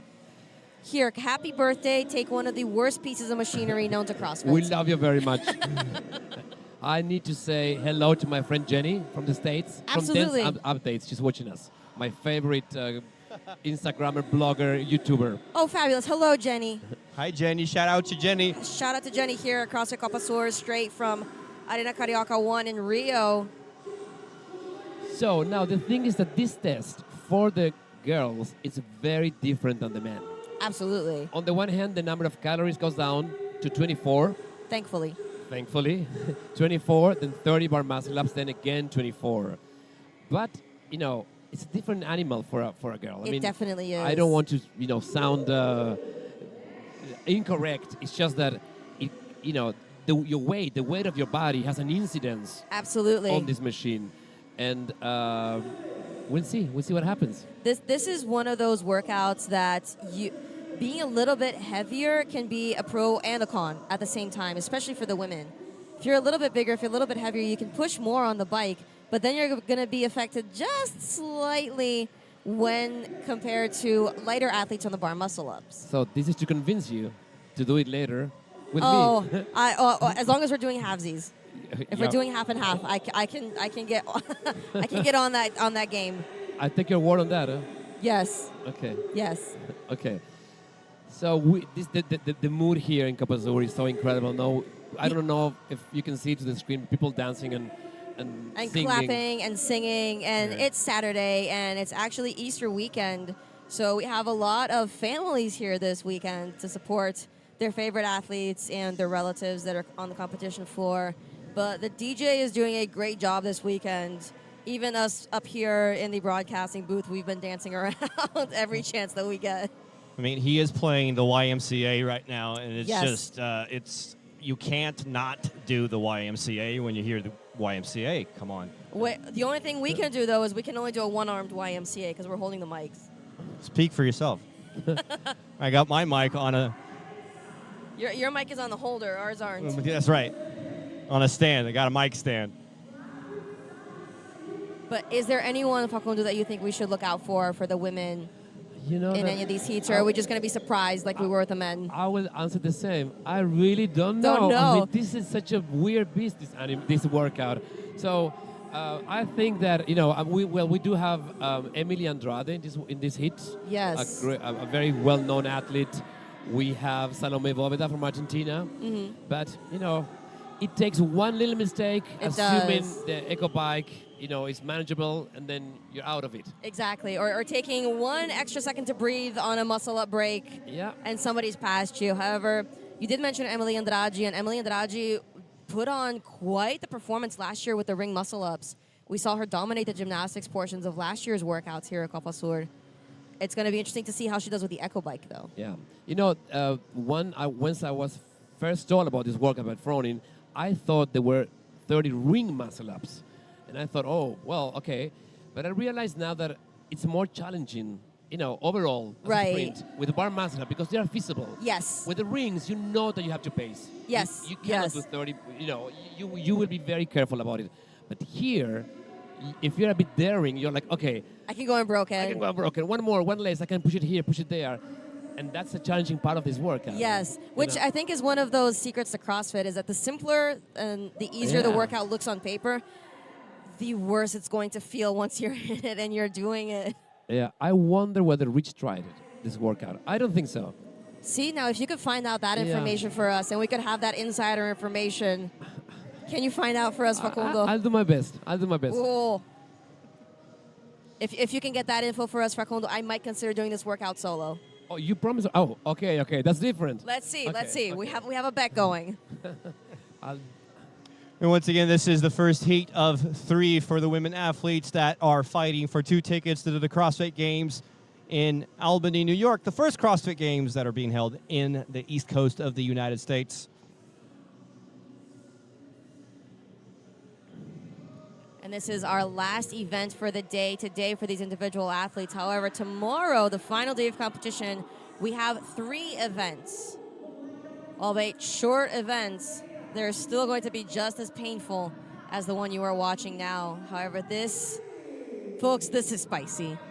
This is a very spicy workout, and we are seeing athletes rolling out of the competition floor, if not crawling. And a world record. And a world record by 1 second by Vitor Varseniak in the final heat of the men. And I will tell you even more. I think that at Mayhem, the lanes are much shorter. So he might have taken a couple of seconds over Roman. Oh, well, look at that. This is a very big stage here. This Arena. is a very big stage, yes. So we'll see. And we saw in the stats that Vitor Varseniak weighs 100 kilos, which is quite a lot. Yeah. How much does Roman weigh? It we know? changes. It fluctuates. Roman's wife is a nutritionist. So so he's been put the plate on the table and he eats. He doesn't ask. Doesn't ask questions. This is the He just food for does what today. he needs Yeah, to. Yeah. We do have, according to our athlete stats that we have here with us, we do have quite a few of these female athletes in this first heat who have said that gymnastics, and specifically suspended gymnastics, are their strong suit. But once again, we have the Echo Bike sandwiching these 30-bar muscle-ups, which play a very important role in performance for this workout. As the athletes are getting warmed up and concentrating, focused to start. This again is event 3, the MAYHEM event. It is a time cap of 9 minutes, 24 Echo Bike calories, followed by 30 bar muscle ups, and then another 24 Echo Bike calories, followed by a short sprint to the finish. And we say sprint, but that's flexible. More like a pain walk, no? Yeah, sprint is relative. Yeah. It's more like a trot to the Whatever finish they line. need to do to bring their bodies across the line. Movement. It's movements to the finish line.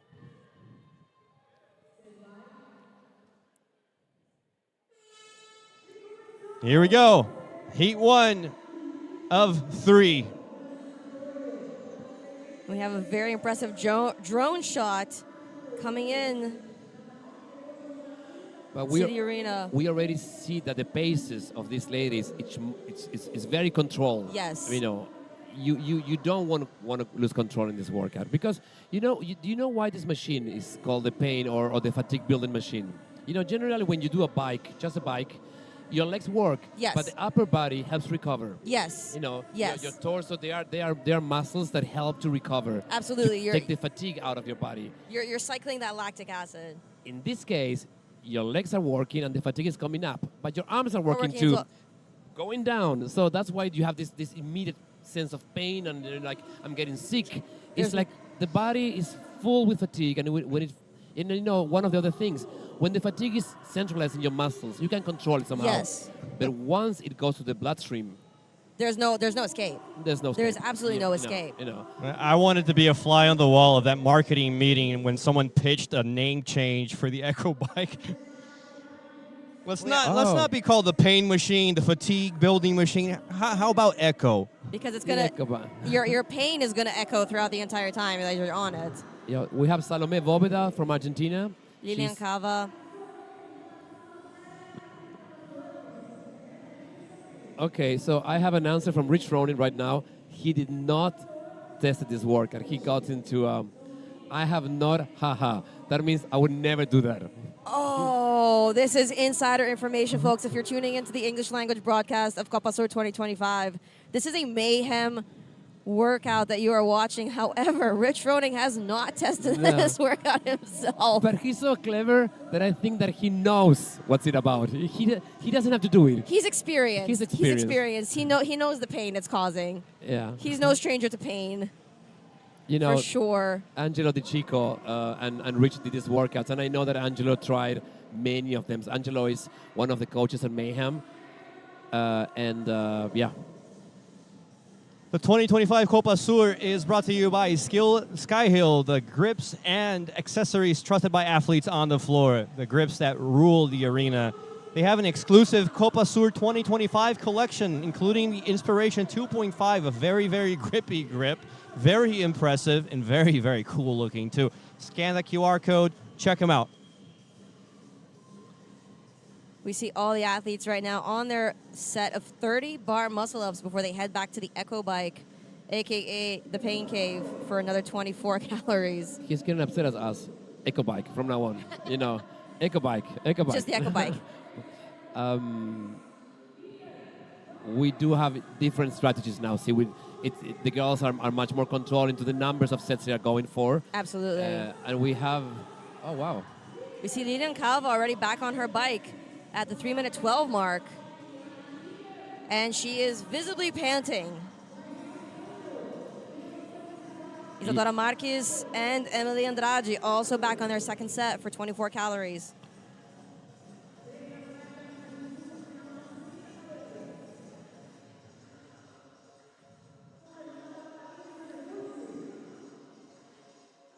And women are much slower, as expected, on this second set of 24 calories than they were on the first, and comparatively to the men as well.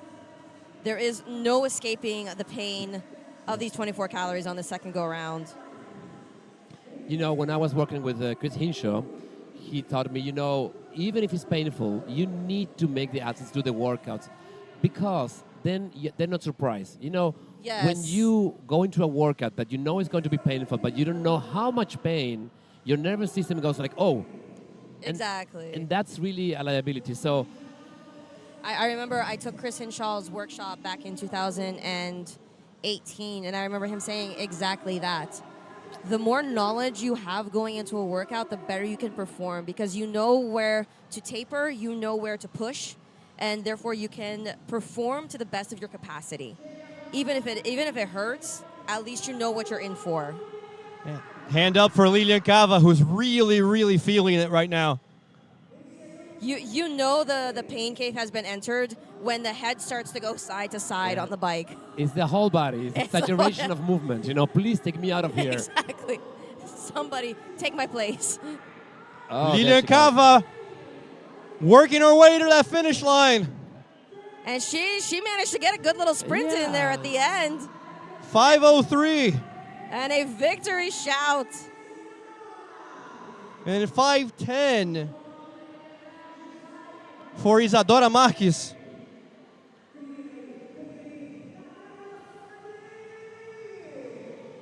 Hands in the air also for Emily Andrade. Emily Andrade taking her time to finish up that bike, doing the best that she can. Hand in the air for Aline Sanefuji as well in lane 1. Emily Andrade is off. She's trotting. 5:43 for Emily Andrade. A very well-loved athlete in Brazil. Yes, yes. Emily Andrade had the full support of the crowd last year at Copa Sur 2024, as she does this year as well. And you just saw Aline Sanefuji with 5:57. Nosediving across that finish line. I wonder if that finish line is cushioned at all. I would hope so. It is. Slightly. Slightly, huh? Slightly. It's a little enough- yoga mat. It's enough that you can throw yourself on it. I think that in the amount of pain they don't care. They don't care. They just don't They care just want the anymore. floor. They just want the floor.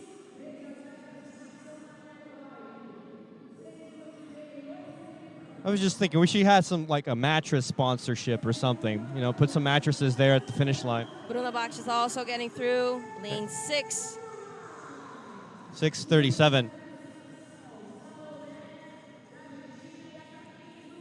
The good thing about this workout, though, is that it's so exhausting. At least you know you're going to get a good night's sleep tonight. Yes, completely. Because you're just going to pass out. No doubt. No doubt for that. They do have to wake up tomorrow for more. Yeah. Final touches, both hands in the air. We might have a little sprint here. We might.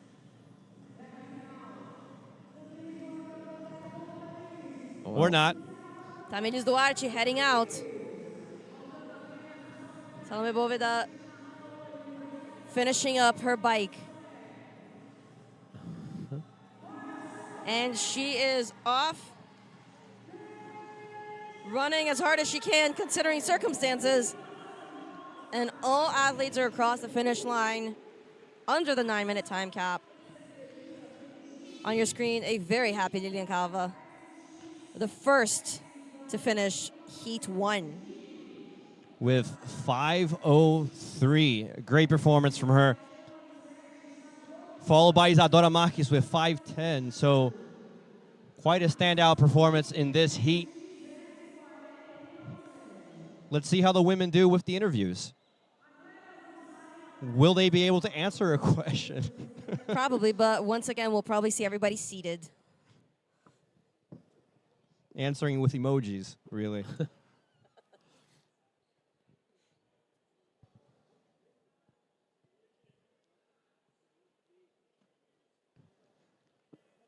Lilian Cava actually took her time to sit down and settle down.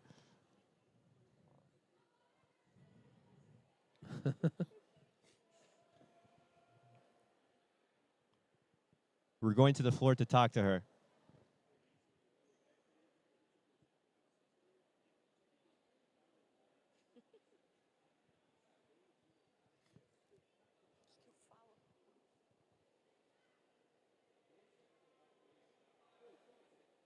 Tô aqui com ela, Lilian Cava, representando o Cocales CrossFit. Eu vi a emoção que você deu, pulando aquela linha de chegada, extravasando, finalizando e levando essa bateria. Como é que tá o coração agora, Lilian? Eu acho que é muita emoção, é minha primeira vez no Copa Sur e, assim, está sendo tudo mágico. Claro que tem os percalços, né, da vida, ou as coisas não vão sair tudo perfeito, vão sair algumas coisas do nosso controle, mas eu estou tentando levar da maneira mais leve e tentando me soltar ao máximo na arena. Eu sabia que era uma prova boa para mim, porque eu gosto muito de ginástica E, enfim, só dei o meu melhor. A galera gritando em volta também ajuda muito. Então, saber que não estou sozinha na arena é muito massa. Todo mundo que está assistindo, galera da Cocares, que estão dando super apoio mesmo de longe. Então, foi por vocês, tá? E é isso, gente. Lilian Cava dando show aqui no Copa Sur. Volto com vocês aí em cima, Sérgio.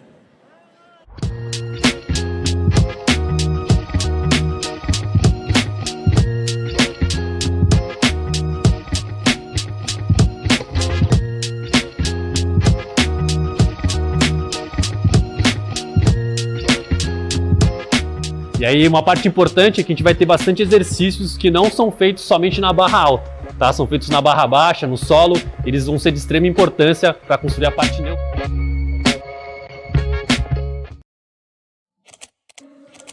Back here at the 2025 Copa Sur CrossFit semifinals from the Olympic Park in Rio de Janeiro, Brazil. You just watched Heat 1 of Event 3 for the women athletes. We are getting ready to start Heat 2. You watched Lilian Cava put on quite the standout performance, finishing with an unofficial time of 5 minutes and 3 seconds. Heat 2 now.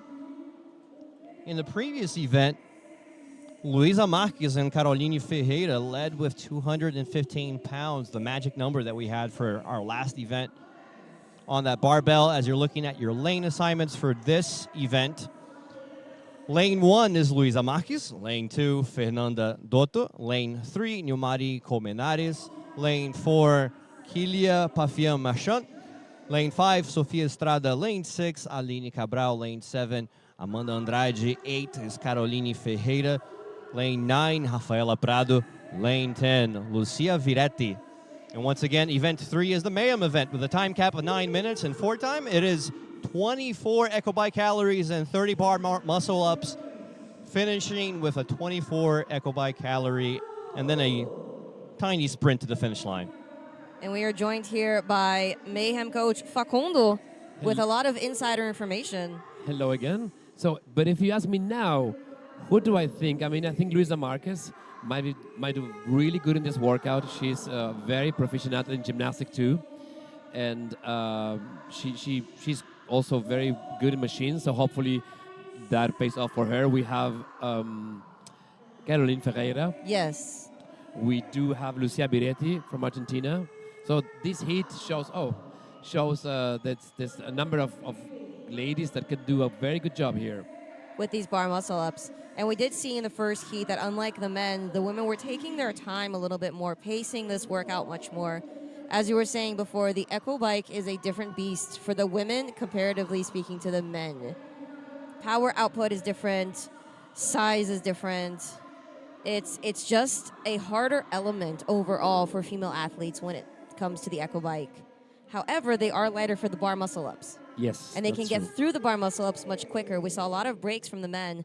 The women, even once they were breaking, were getting back on that bar very quickly. Yes, that's true. That's true. I think that, my mother used to say when we saw the last pain walk going back to the mat, the ladies are stronger than the men Yes. managing pain. Yes, we saw much more sprinting actually happening to the finish line than we did with the men. With the men, we saw a lot of dragging and trotting. Yeah, and a good interview, a decent interview. Yes, there were words coming out cohesively. We'll see. I think it's going to be a fun hit to watch. Absolutely. It's 30 seconds to start of the heat. I'd like to remind you that you are watching the English broadcast. I'm Lucas Olivieri, and I'm joined by Kelly Z, providing the knowledge, and Facundo CrossFit coach, Paul Klein, and Fabio Brocco interviewing the athletes on the floor. And we're on the way.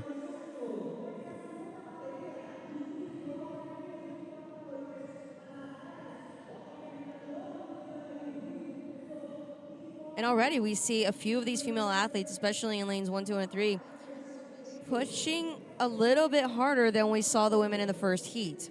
Yeah. Well, I think some of the ladies on the first hit did that same strategy. It didn't pay off. It caught up. So hopefully they know what they're doing, because as we mentioned before, it's a worker where a mistake on understanding the intensity could be fatal. The 2025 Copa Sur is brought to you by Stalhart, the official Rogue Eco Bike distributor in Brazil. Ride like a rogue. It's available now at Copa Sur. Scan the QR code to check the exclusive deals.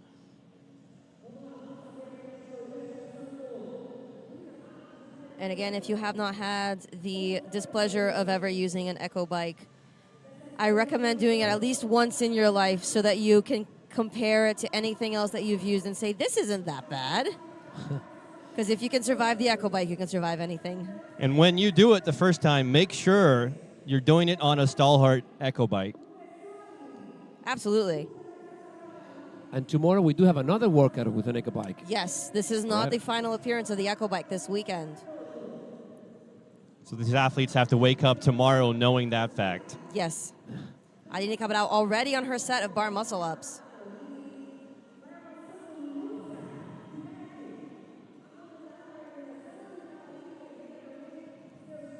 We see about half of the athletes already on their set of 30 bar muscle ups before they head back for another 24 calories on the Echo bike.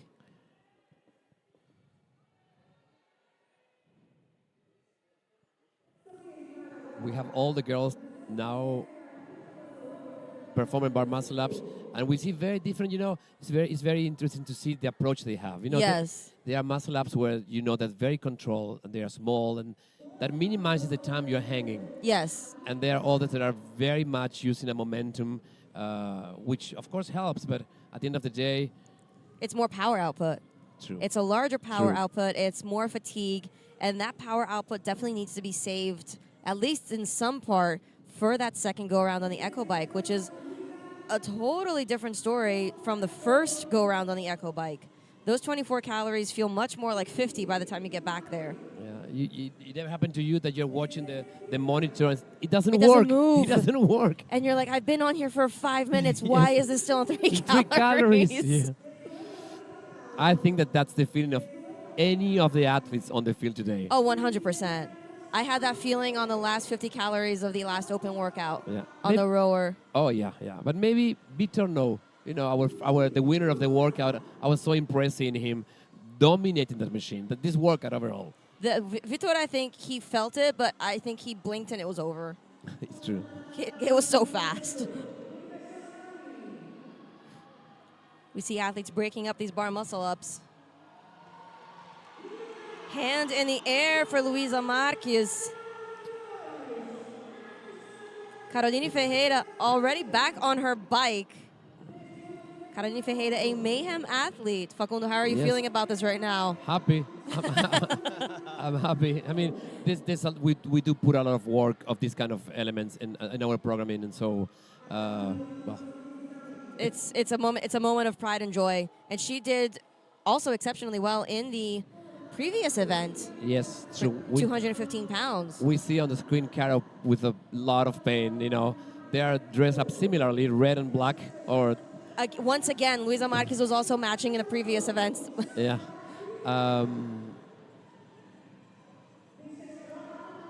Luisa Marques and Caroline Ferreira both lifted 215 pounds. And both smaller-sized athletes. Yes. Caro was at MAYHEM for 2 months earlier this year with Guy. She's a very good friend of Guy with her boyfriend Tato. So they spent some weeks there, and they had a blast. Fantastic. They danced. They dancers. When they're there, they dance. As Brazilians usually do. Yes. We bring the energy. And hand is in the air for Caroline Ferreira. Wow. Exceptional performance. She's been having a very good day so far, dare I say.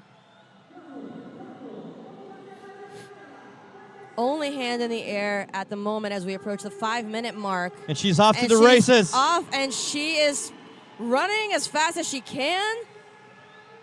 And she is through to the finish line. 5:07 unofficially. Bowing to the audience and still standing. Much different than what we saw from the men. Seriously, the women putting on a show at the finish line.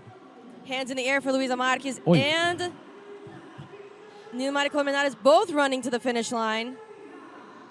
5:26 for Luisa Marques. 3 athletes already across the finish line as we hit the 5-minute 30 mark on the clock.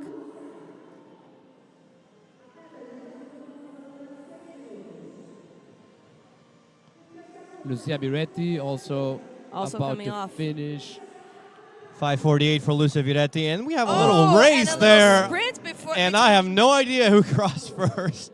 That was a photo finish right there. Kylia and Amanda Andrade literally racing to the finish. Can you imagine after this walk, I have to race? Have to race as if the Echo bike wasn't enough. Aline Cabral through as well. Hand in the air for Sofia Estrada. So Sofia Estrada is an athlete from Argentina. She's extremely good in gymnastics, but really, really top notch. Maybe this machine for her is a bit more challenging. She's about, another race. Another race to the finish. But lane 9 did cross first. That is Rafaela Prado. Just a few steps in front.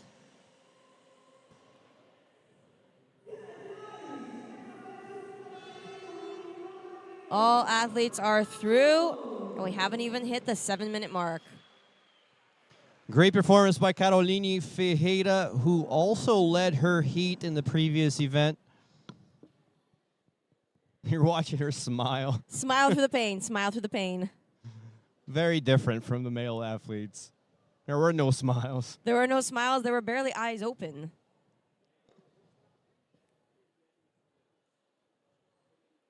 Great performance from her with an unofficial time of 5:07. That places her in second after 2 heats, unofficially. And we're about to go to the floor to get some answers from Caroline Ferreira.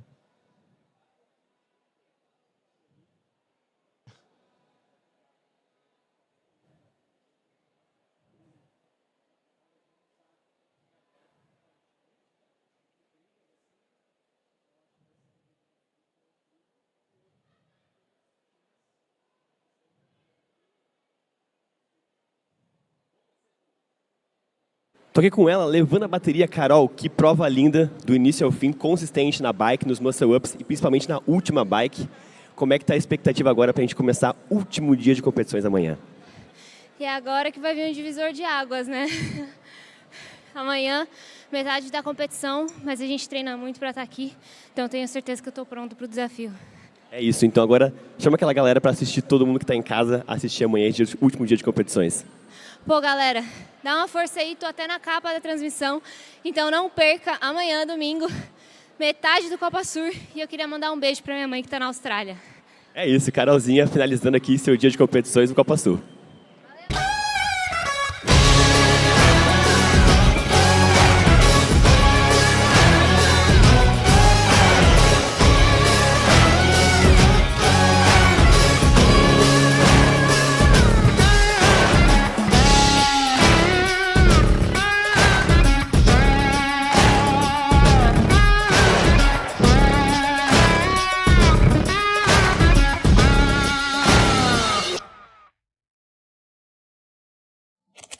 Back at the 2025 Copa Sur CrossFit semifinals, you just watched Caroline Ferreira with a great performance, finishing with an unofficial time of 5:07, and saying hi to her mother from Australia, that is currently in Australia.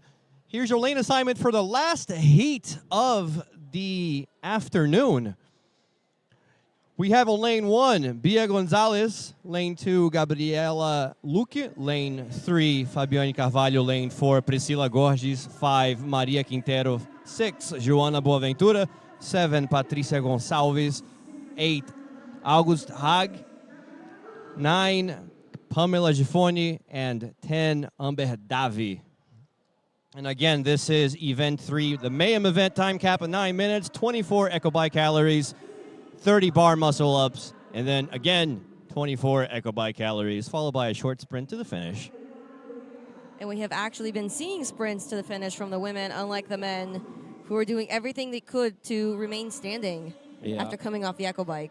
And as we said before, a great performance by Caroline. Absolutely. Do you know that she was a dancer? Yes. Classical trained dancer. Yes, I found that out recently. Yeah. Yep. Definitely a very adequate transfer of skills. Yes. But you know, you get a lot of movie awareness. Absolutely, absolutely. Having that notion of how well the body can work and how in sync things are once you pay attention to what you're actually doing is such a game changer when it comes to CrossFit. Completely. You've already got such an advantage when you understand how the body moves and not just learning the movements themselves, but how you move. Is there anyone that we should look out for in this heat, Facundo? This is a bit more complicated than before. I mean, you know, Camila Quintero's been having a great season so far. Yes. She's very good in gymnastics, and she's very clever. She's very clever. I think that she might have a great plan going into this workout. Agus Hag, you know, wow, how strong is she? She dominated the event too by a 15-pound margin. So I'm sure that she will be able to do a great job in the echo bike. But now the gymnastics comes after that, so I'm not sure how she's going to tackle that. There are a lot of great names also in this workout, in this heat. Again, it's strategy, this workout, because the heavier athletes are going to do better on the echo bike, but they're going to suffer more on the bar muscle ups. Whereas lighter athletes will do great on the bar muscle ups and suffer more on the echo bike. And if you see the heat number 2, Caroline and Luisa, they are rather small, thin athletes. Yes. But they had a very clear plan going into the bar muscle ups. Absolutely. And that paid off. Here we go, folks. This is the last heat of the afternoon. You're watching the English broadcast. I'm Lucas Olivieri, and I'm joined by LEZ commentating and Coach Facundo with all the knowledge and the insider information. We also have Fabio Brocco and Paul Klein on the floor interviewing the athletes. And if you don't like English, we got Portuguese and Spanish. We got all those languages for you. We got a little bit for everybody this year. And much like we saw in the previous 2 heats for the women, and unlike the heats for the men, athletes are taking their time a little bit more on this echo bike because it is a different power output. We have 3 hands in the air at the moment. Camila, Joanna, and Patricia, and there she goes. Patricia Gonzalez going to the bar muscle ups. We are just past the 1 minute mark. Patricia Gonçalves with a very high entrance on that bar. Do you guys remember when doing 5 bar muscle ups was already extraordinary? I do. Managing to do 5 unbroken Yeah. was just like, it was a feat to beat. Yeah, it was a skill. It You know, was. It was a full skill. Now, Now we see athletes going for 20, 25, 30 unbroken. or even in this workout, 24 calories echo bike, On the echo bike. 30 bar muscle ups, and get into that. How impressive is? It's amazing to have seen the evolution of CrossFit and specifically CrossFit athletes and the sport of CrossFit, just how fitter everybody is, how much more skilled Yeah. everybody is, and technical skills too, just being lapidated over the years. And I tell you something else, you know, in case of Agustin or Camila, whom I worked for a while, if you realize they're starting to manipulate their technique of the bar muscle ups. You know, there are Yes. many approaches to a single movement. And when fatigue kicks in, you can use adapt. a different approach to it. Right? You can manipulate Yes. the movement just to make it easier for you. And that, I think that is what's happening a little bit with Camila.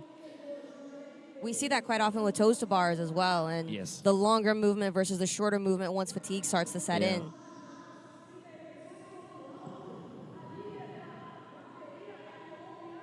We have hands in the air already. I think Camila has gone unbroken.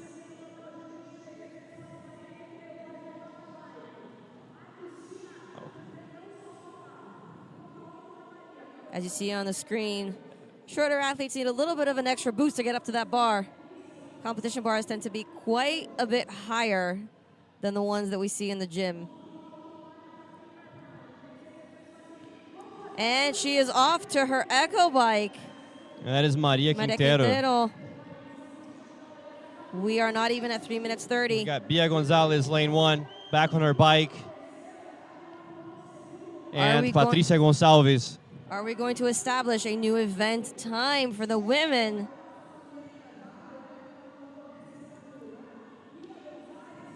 I mean, Camila is rather a small athlete. you know. Yes. For this machine, for her, it is a challenge.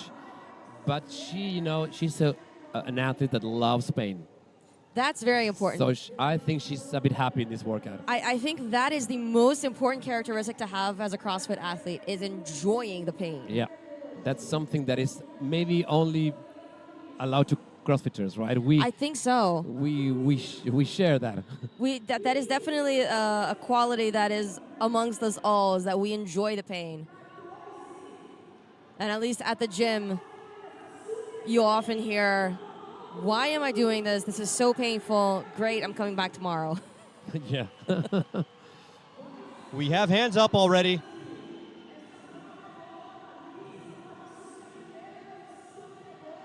Here we go.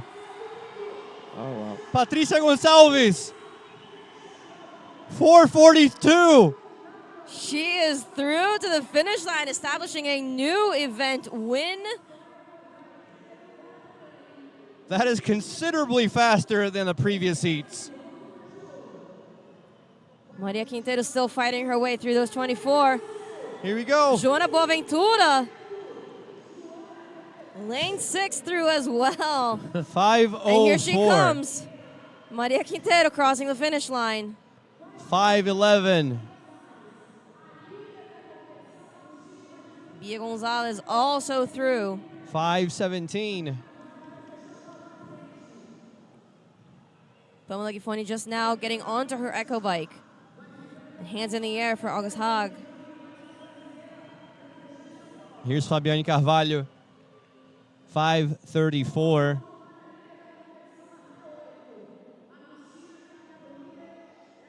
But wow, 4:42 is impressive. Hands in the air for August Hagen. She is off as well. 5:52 for her. Hand in the air. Lane 2, Gabriela Lucchi.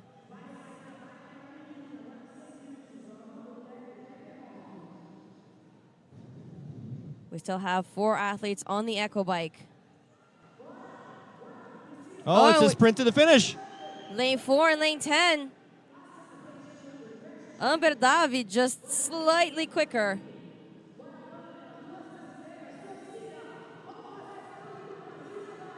Hand in the air for Priscila Gorges.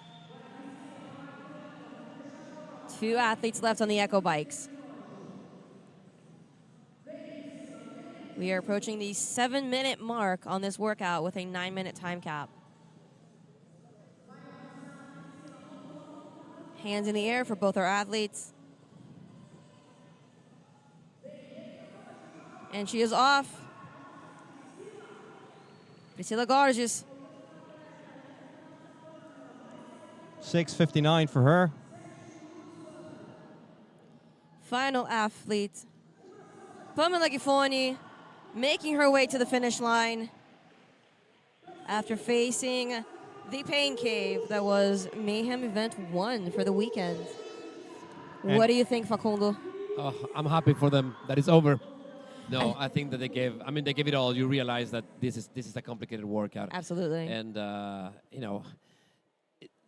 they had a long workout yesterday. They had a 1 RM today.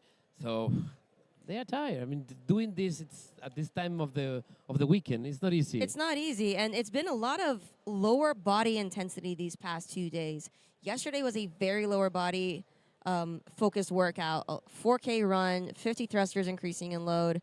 Today we had a lot of squat cleans and heavy front squats, and now 48 calories on the Echo bike. I know, but tomorrow is going to change because we have a lot of pulling tomorrow. Absolutely, absolutely. Tomorrow we're giving the legs a break, which I'm sure these athletes are very happy about. You're looking at Patricia Gonçalves. Event 3 was the Patricia Gonçalves show for the women. 4:42, quite a dominant time. We're going to talk to her. Tô aqui com Patricia Gonçalves. Eu não posso afirmar ainda oficialmente, mas acreditamos que você vai dormir no lugar mais alto do pódio para começar o domingo. Como é que tá o coração agora? Cara, estou muito feliz. É a primeira vez participando numa competição nesse nível. Então, mostra que o trabalho duro, ele compensa. Então, a disciplina e sempre manter o foco, sempre vai ter um bom resultado. Graças a Deus. É isso, gente. Finalizando o dia com a Paty, vencendo a bateria e provavelmente dormir no lugar mais alto do pódio. Parabéns, Patrícia.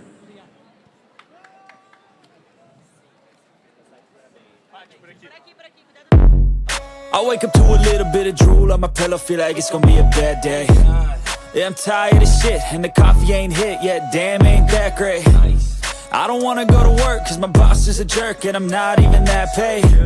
I need a change in my life, cause I don't feel Do it like that. Do it like that.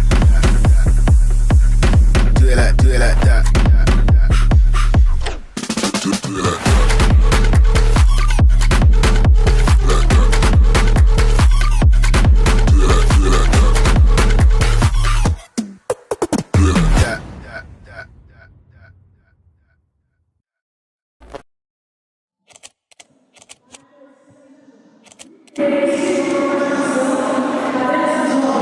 Back here at the 2025 Copa Sur CrossFit semifinals.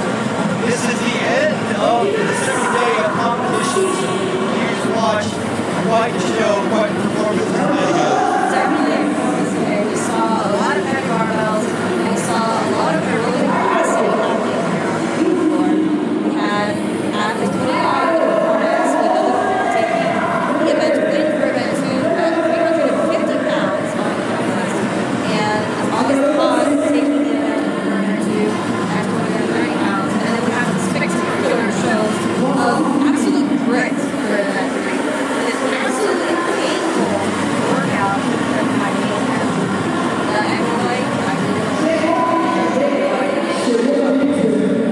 Absolutely, the Echo Bike was pretty much the supporting actor here, making all the athletes just fall to the floor. However, we have a lot more tomorrow, so make sure to tune into our English language broadcast tomorrow for the third and final day of CrossFit Games 2025. That's right, thank you so much for watching